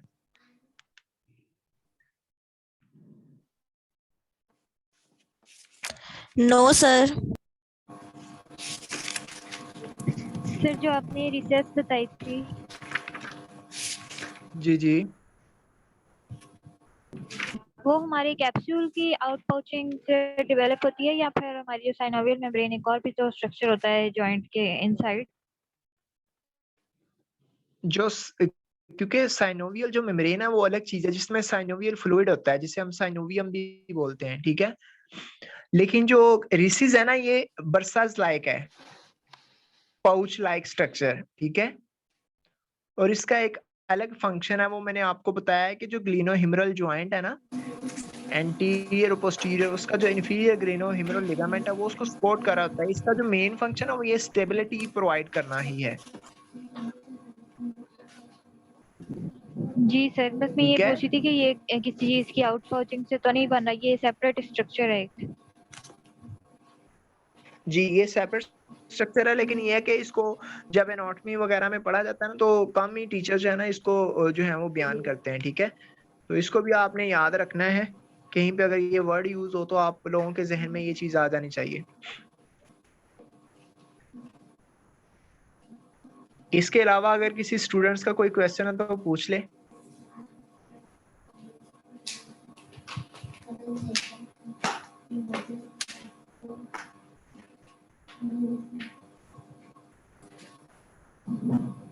सर स्किन डिजीज में आपने कहा कि नहीं, तो अगर किसी को इस्टियोसिस वल्गैरिस है उसको हम कर सकते हैं? जी, उसके अलावा आप जो है ना पेशेंट की हिस्ट्री वगैरह लेंगे ना, तो उसमें आप मसल स्पाज्म, मसल स्पास्टिसिटी वगैरह जो है, इसमें आप जो है पेन को रिड्यूस करने के लिए, इन्फ्लेमेशन को रिड्यूस करने के लिए आप अल्ट्रासाउंड जो है वो यूज कर सकते हैं, ठीक है। ये है कि जब मोडेलिटीज वगैरह पे वेबिनार वगैरह होगा तो ये है कि आपको हर एक मोडेलिटी जो है वो अच्छे तरीके से करवा दी जाएगी। सर इन केस अगर उसको इस्टियोसिस वल्गैरिस है, उसमें हम उसको यूज करेंगे? क्या चीज है सर इस्टियोसिस वल्गैरिस लाइक स्किन पे पैचेस होते हैं ब्राउन या वाइट, स्वेयर कंडीशंस में वो नहीं, फिर उस पे आप सोरनेस और नहीं यूज कर सकते, नहीं यूज कर सकते। आप यूज करेंगे तो पेशेंट को एलर्जी हो जाएगी स्किन पे, क्योंकि इसमें आप देखें ना, आपने प्रोब को जो है वो कंटिन्यूसली रोटेट करवाना है सर्कुलर मोशन में। जी सर। तो एक हम नॉर्मल स्किन पे रोटेट करेंगे तो पेशेंट की जो स्किन है वो रेड हो जाती है। तो अगर किसी को स्किन एलर्जी है, ऊपर से जेल्स वगैरह भी हम लगा रहे हैं, तो रोटेट करेंगे तो एलर्जी बढ़ जाएगी, तो इससे अवॉइड करना चाहिए। जी ठीक है सर। उसमें ये है कि अगर स्किन एलर्जी है ना, तो हमें इससे कह ले कि हीटिंग पैड है, इसको भी देखते रहना चाहिए। इंफ्रारेड आप लगा रहे हैं, उसको भी देखते रहना चाहिए। स्किन एलर्जी वाले पेशेंट को आपने बहुत ही सीरियस तरीके से जो है वो डील करना है, ठीक है। उसमें आपने माइनर सी पॉइंट से भी जो है ना वो कोताही नहीं देखनी कि हमसे कोताही हो जाए, ठीक है। तो उसमें फिर ये है कि सारा ही उम्र के लिए आपका जो क्लिनिक है वो भी चौपट हो जाएगा और आपकी जो रिस्पेक्ट है वो भी चली जाएगी। तो ये चीज है कि पेशेंट, हर एक पेशेंट से हिस्ट्री जो है ना वो आपको कह लेंगे 90% जो है ना वो आपके मरीज का इलाज है। तो आपने हिस्ट्री पेशेंट से अच्छे तरीके से लेनी है, ठीक है। जी सर। अब अगर किसी को कोई क्वेश्चन है तो पूछ लें, वरना मीटिंग एंड करें फिर।